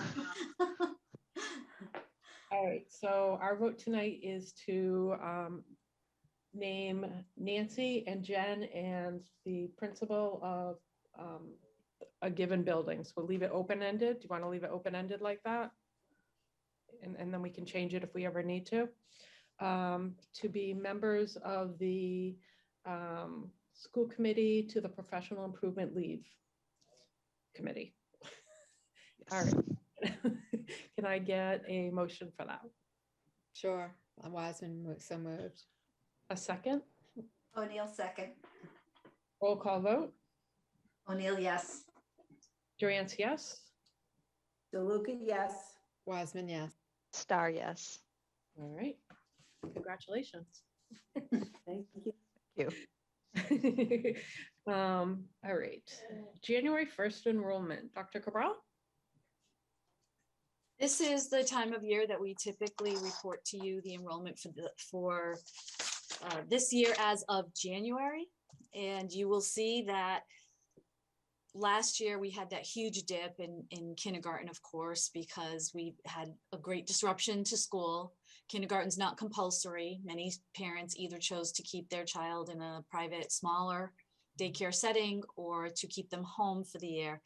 That has rebounded nicely, and we're back up to our normal numbers for kindergarten. I will say that pre-kindergarten for next year, we do have a little bit of a concern for that, only because we have a certain number of slots in pre-K, and we know that the students are going to be transferring over to the Blanche Ames school mid-year next year. And certainly we have predicted an increase in our enrollment because of that. It's the perfect time for families to move into a town and and to enter the school system when their children are eligible. Students are eligible in pre-K at age 3. And so we typically start the school year with slots open. It's a special education program, but we do have community peer slots available. We always serve all of the special education students, and we typically have slots open for the community peers, because as students turn age 3, unlike kindergarten or any other grade, they can transition into the program. So we have students in September, October, November, December, literally every month of the year, that as they turn 3, they move into the program. This year, as of now, March, before the summer, before the school year even begins, we already have almost 30 students on our community peer wait list. We think we have a space in one of our buildings. We certainly have it in the new building, but we believe we have a space in one of our buildings where we could open another section. The budget, however, is so tight this year, we're having difficulty determining how we can add a preschool teacher, and it requires paraprofessional help as well. So we have notified parents that they're on a wait list. We certainly would expect that number to be a lot higher than 30 by the end of next school year, since they can age in all through the year. You can imagine how adverse we are to turning away any child who wants to enter the system. But we are facing that budget situation right now, and we're still working on it. We are in collective bargaining with 6 of our units right now and 40 some odd individual contracts. And so it really leaves a lot up in the air as to what we're able to commit to anything else until that's hammered out. So it won't be until a little bit later we'll be able to determine if we can add a section, but it's going to be a challenge. I can see already that it's going to be a challenge. Lots of things have increased for private citizens in terms of food and fuel and so forth, and the same is true for the schools. So we do have some expenses that we expect in the upcoming school year that are going to put a hardship on the budget to begin with. So that is, excuse me, the most noteworthy thing I have to explain about the enrollment. I certainly can answer any questions if you have them. Otherwise, there seems to be an uptick. You can see, I always recommend that you look at, for example, FY20, which is on the far right. You look at the number of 83 pre-K students, but then you go down into the left, you see that that turned into 149 kindergarten students, which turned into 215 first grade students. And so you can either follow a cohort that way, or you can follow it to the left and see that we had 227, for example, kindergartners in 20, went down to 149 because of that real significant disruption, but that we're up to 226. Again, already we get kindergartners who enroll all summer long. So we anticipate will be back actually above our January 2020 numbers, which again aligns perfectly with the theory that we had that once we build the new school, we'll have new students coming in the earlier grades. So we would expect to see an increase in enrollment steadily from the lower grades, slowly moving up, and a great deal of that has to do, of course, with the new building project. Are there any questions or comments about the enrollment? Any questions? All right. Thank you. COVID cases update. Dr. Cabral or Chrissy or whoever? I will actually kick this over to Chrissy. I will say that we are certainly not where we were, and we are seeing a decline in numbers, and we're very happy about that, but I'll let Mrs. Pruitt give you the specifics. Sure. So can everyone see my screen? Yes. Okay. It's a very quick presentation this time. Our cases this past week were 13, which is in a very different place than we were a few months ago, which I'm happy to report. And if you look at the comparison, you can see that this red line, which is the 2021-2022 cases compared to the blue line, which is last year, is really replicating what we saw as far as the shape of the data. So you can see right here in this week, last week, there's like a tiny upsweep. And you can see that here as well. It's just a little upsweep, and that is concurrent with 2 weeks after vacation. So, but again, I mean, we're talking, you know, five to 10 kids at the most. So the other thing I just want to say that, you know, it's great that we do have the testing program up and running. The students are getting their tests, staff members are getting their tests. Dr. Cabral we did purchase as a district tests for when these tests are no longer available for staff members. So that will be very helpful to ensure that for our staff members, but also that we're seeing this data without masks, which is very nice too. So with the masks being off the kids, off the staff, or actually I should say being voluntary, we are seeing that the trend is very similar. So than it was last year with masks. So I'm very happy to see that, and everyone's doing a great job. The other last thing I just want to report is that these are cases that are reported, and I'll just leave it at that. Thank you. Jackie?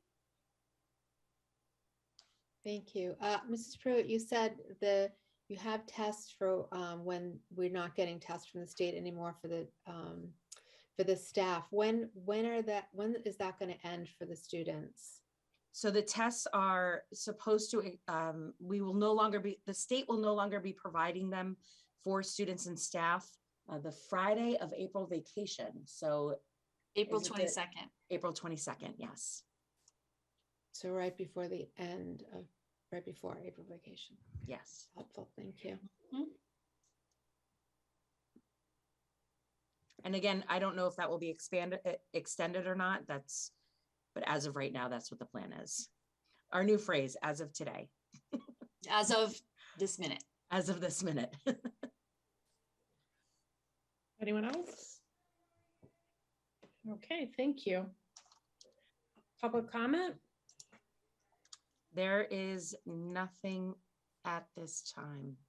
There was a comment by Lauren Loomis for Danielle, but she's no longer on the call. I'll read it in case, just for the record, since it's here, Lauren Loomis for Abbey Road. This question is for Danielle. Are the hours of the state primary 7 a.m. to 8 p.m.? Do you have the percentage of voters who vote during non-school hours? I always recall an after work rush. And that's all.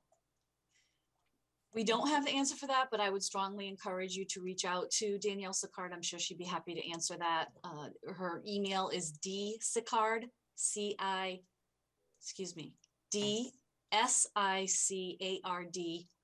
at Easton.org.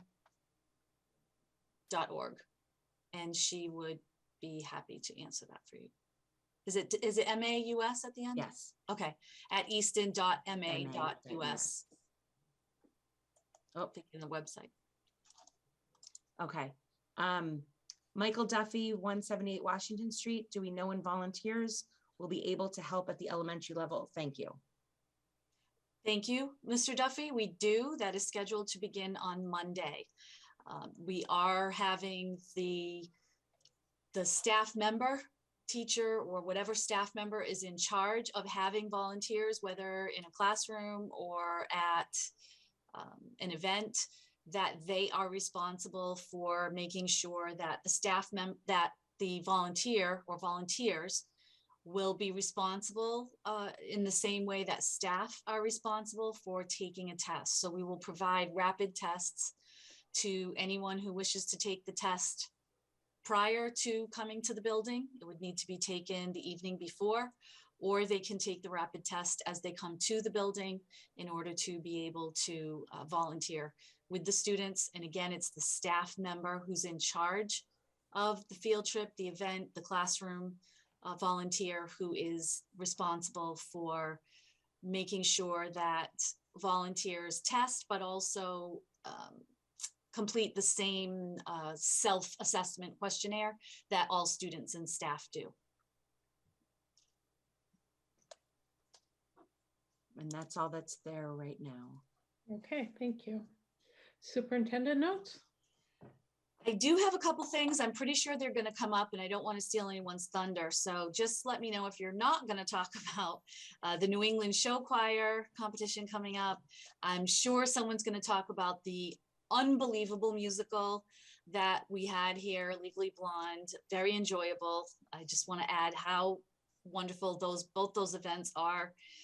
I will add that the OA Art Show will be displaying again in the gallery, the art gallery that's in, it's not Gillette Stadium. What's the venue there? Patriot Place. Patriots Place. Thank you very much. Mhm. They'll be in Patriots Place this weekend. I encourage you to go out for lunch, go shopping, but please stop by the gallery. You'll be extremely impressed at our artists' work. The Blanche Ames School, we've had some updated meetings with the builders. We are still on track as of this minute to have completion or have occupancy at the start of the year, the January start of the calendar year, not the school year. And so as we get closer, and certainly through the summer, we'll get a lot more targeted in terms of exact dates and how the move will happen. Right now it's scheduled for January. I'm sure most people are aware. We do have some supply chain concerns exacerbated by the unfortunate events taking place overseas. And so certainly it could have an effect either way. As of now, things have been relatively steady and we've been able to problem solve any supply chain issues, but certainly that we need to keep in mind that could potentially affect that completion date. And finally, I just want to remind the school committee that you are invited to it's a non-public event, but it is for all members of our staff. We are having a health and wellness fair for every member of our staff, the educators, the service providers, paraprofessionals, cafeteria aides, the lunch playground aides, the drivers, anyone who works for the Easton Public Schools is invited to attend. This is a concerted effort to focus on the health and wellness, both mental and physical, of our staff. These have been very trying times. We have grants that are specifically targeted to the mental and social emotional health of children, and this is the mental and social emotional health of our staff, which again, it's very nominal, the fees that we're paying for anything happening. I think it's less than $2,000, and it is being paid for with a grant that is specific for the mental and social emotional health and wellness of our staff. The reason it's so inexpensive is because of our phenomenal community partners. So I want to be sure that we are thanking first and foremost the Old Colony YMCA. They have helped us plan this from day one. When I say every employee, we have 604 employees. And so we needed to plan a day that everyone wouldn't be concerted in one place. And there were a number of offerings that would be available for any level of interest of any staff member. And so we have everything from mindfulness and Reiki to massage and fitness classes to guided nature walks through the conservation land,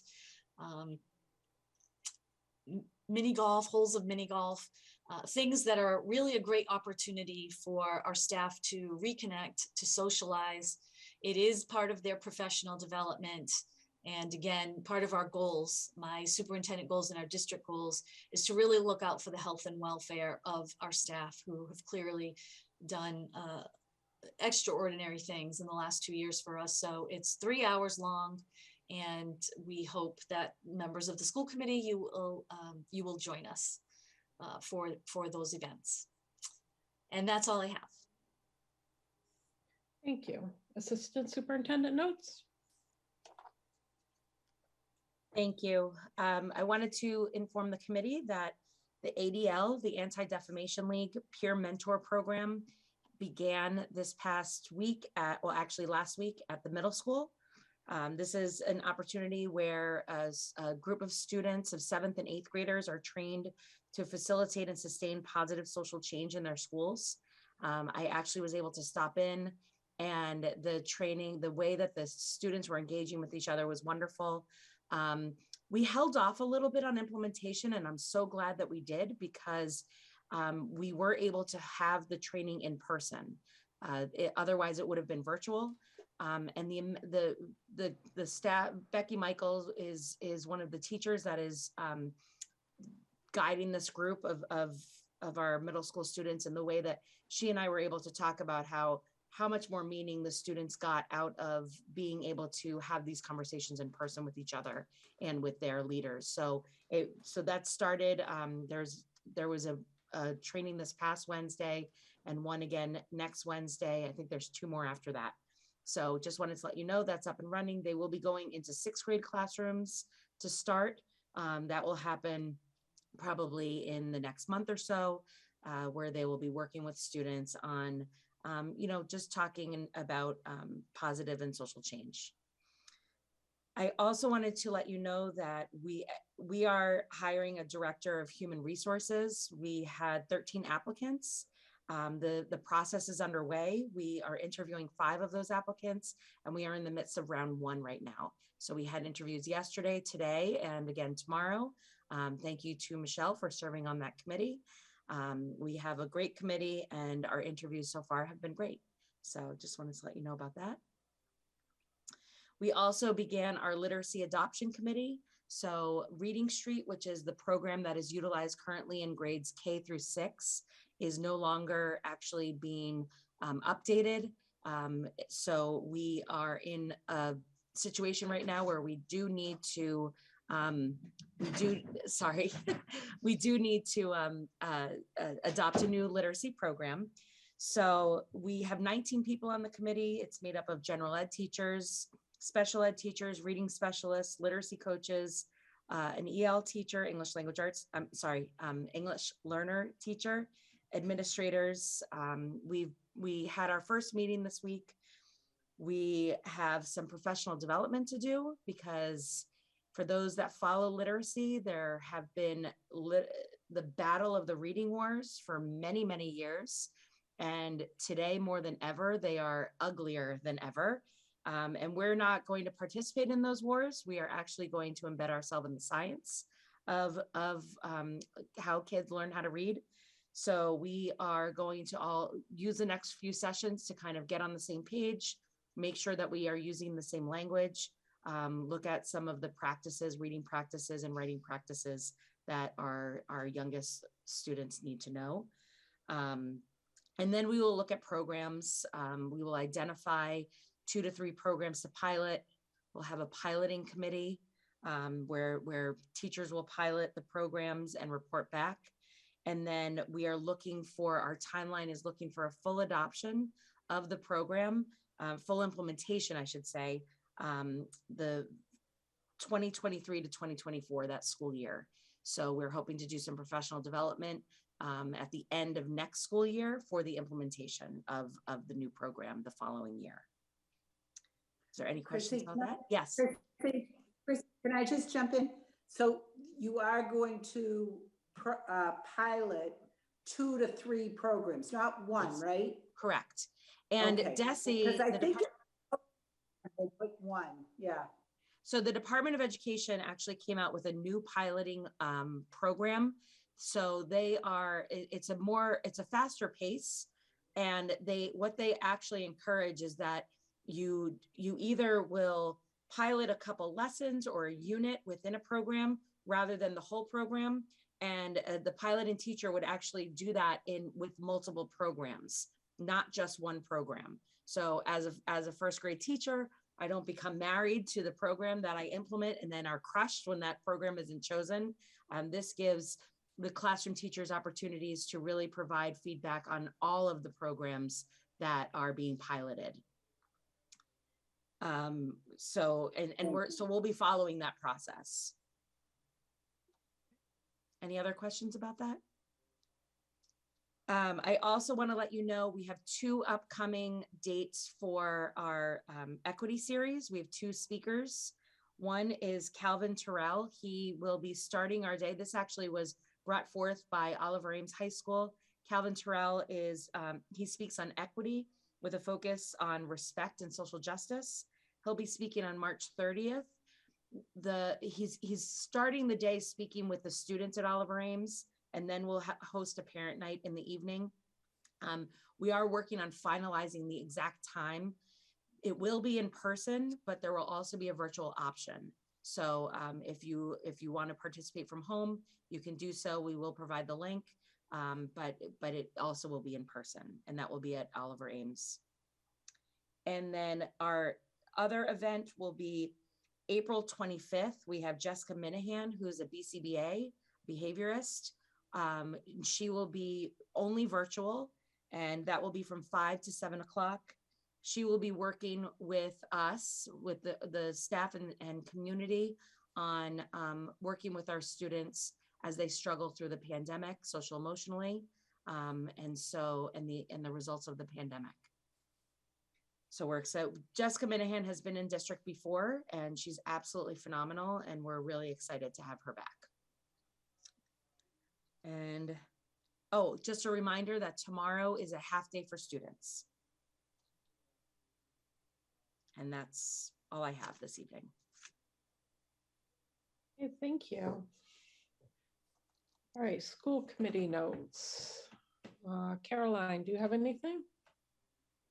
No notes, just a quick question for Chrissy. Will these new opportunities be made available to school committee as well, especially Jessica Minahan's presentation? I'm sorry, can you say that again, Caroline? These new opportunities that you just referenced, will they be made available to school committee as well? I know usually you do make them available. Of course, I yes. just want to be sure about Yes, Jessica Minahan. Yeah, Okay. it is. It's for staff and the community, so it will go out to all parents awesome. and everyone in the community as well. Yes, I'm very sorry. I need a point of clarification. Tomorrow is not a half day. I'm so sorry. I'm jumping ahead a week. Yeah, I was freaking out. I'm so sorry. I'm so sorry. I hope nobody left the meeting thinking, what? Tomorrow's a half day. No. The half day is on the 18th. I just lost a week in my calendar, so I apologize. Yes, of course, the school committee is invited to the equity series. We love when you attend. Thank you. Jackie, do you have anything tonight? Yes, thank you. So I wanted to talk about the Iditarod. Miss Ventry, who's a 2nd grade teacher at Parkview, teaches the Iditarod Trail sled dog race every year in a classroom. That's a race from Anchorage to Nome, Alaska. And every year she brings it to life for her class. They watch part of the race. They choose a dog to follow. She incorporates in all aspects of her lessons. It's always very interesting. So this year she was able to attend the Iditarod Educators Conference in Anchorage, Alaska. I think she was there last week. And so she set up Google Meets for her students and students in other classrooms and invited us to come as well, which was wonderful. And she showed us pictures of places that she traveled, and she introduced us to some dogs and explained how the race was put together and how the dogs were taken care of. And it was, you know, Miss Ventry is very animated. She's just fun to watch. And so it was great to hear her experience there, to hear the students' questions to her. And it was, I'm really thankful that she let us join, because it was really a great experience to be part of. So thank you, Mrs. Ventry. All right. Nancy, do you have anything tonight? You know I do. I am on a new committee, MBTA Community Zoning Implementation Review Team. And I think it sounds more disastrous than it is. And Donna Whitehead put a nice article in the journal this week. So not that, you know, being on the school, it's a lot of people that know a lot of things about the town and housing and 40B. And but it's because of the MBTA. We're a neighboring community, and who knows if the train ever does come through, we're going to be an MBTA community. So I just wanted to tell people, get as much information as you can. It will be coming up at town meeting, and somebody much smarter than I am will be explaining it. But I did want to say that that's ongoing. I am happy for several reasons.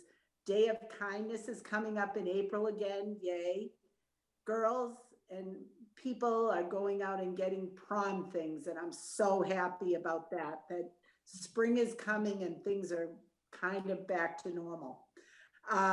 Daylight savings this weekend, don't forget, clocks ahead, but also about the play. I know Dr. Cabral talked about the play.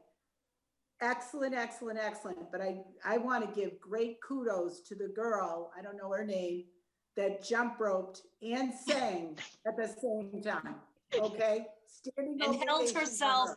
stationary in a split for a great deal of time.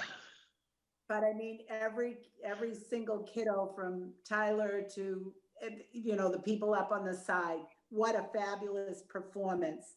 And good luck to the OA girls tomorrow, the girls basketball team. So good luck to them. And I just think, spring is coming and maybe COVID's not behind us, but I'm just happy. So thank you very much for letting me speak. Jen, do you have anything? Sure. So the musical was phenomenal. It was just, I'm glad it went as well as all of the productions do, but I know it was just especially poignant for the kids to be able to get back at it after really not being on the stage for 3 years. So just kudos to everybody. Congratulations on a wonderful performance. Girls basketball, so they are the last team standing from winter sports. They are in the Elite 8 round of the state basketball tournament, and they have a home game this Friday at 6:30. So tickets have to be purchased online. You can go online various places, and the link to purchase tickets is there, but hopefully we absolutely fill the gym with a huge presence, and they've been winning their games by big margins. So they've been really exciting to watch, and hopefully their success continues. I don't want to leave anybody out from the winter sports roundup, but teams did really well. I know we had in wrestling a state champion at the 160-pound weight class. I don't have his name off the top of my head, but congratulations to him. And we had, I believe, 2 girls compete in the state tournament for wrestling for the first time, if I recall correctly. So just really a lot of the teams made playoffs, had great seasons. So again, thank you to all of our student athletes, their coaches and their families for the commitment of time and expense and everything that you put into those programs, because it's a lot of fun to watch. Let's see, I think, Michelle, you'll talk about show choir, I imagine? No. No? All right. Well, good luck at the, so show choir is finally able to compete. They've got the New England Show Choir competition coming up on Friday the 18th in Andover, which is always a big event. So good luck to everybody and have a great performance. Really looking forward to the art show. And then the scholarship package for seniors was distributed this week for seniors to apply for scholarships. And I did a quick scan through, and I think there are more than 100 different sponsored scholarships in there. So just thank you to all of the folks in the community who continue to support our graduating classes with really a wonderful variety of, it's not just, the top performers who are eligible for scholarships. There's a lot of thought and care put into the criteria for these, and really something for everybody. So I encourage anybody watching this, if you have a senior, make sure that they take a look through and consider applying for some of these. And then finally, as mentioned before, when we were talking about the election, it will be on this last Saturday of April vacation. So if anybody is going to be out of town, you can request an absentee ballot. I believe it'll be available starting April 4th. And I think that's all I had. Excellent. Lots going on around the school. The robotics team, they have between now and our next meeting, they have their 2 competitions. One is in Reading and one is in Revere, and those are weekend-long competitions. They worked very, very hard as well as all the teams have. So wishing them luck as well. Michelle, is there a way that we can, is anybody like tweeting that, or is there a website that you can follow if you want to watch any of the competition? Yeah. There's a live stream that I can get to you. Okay. Yeah, that'd be great. I haven't seen it yet, but it will be coming out. Okay, cool. Thanks. Yep.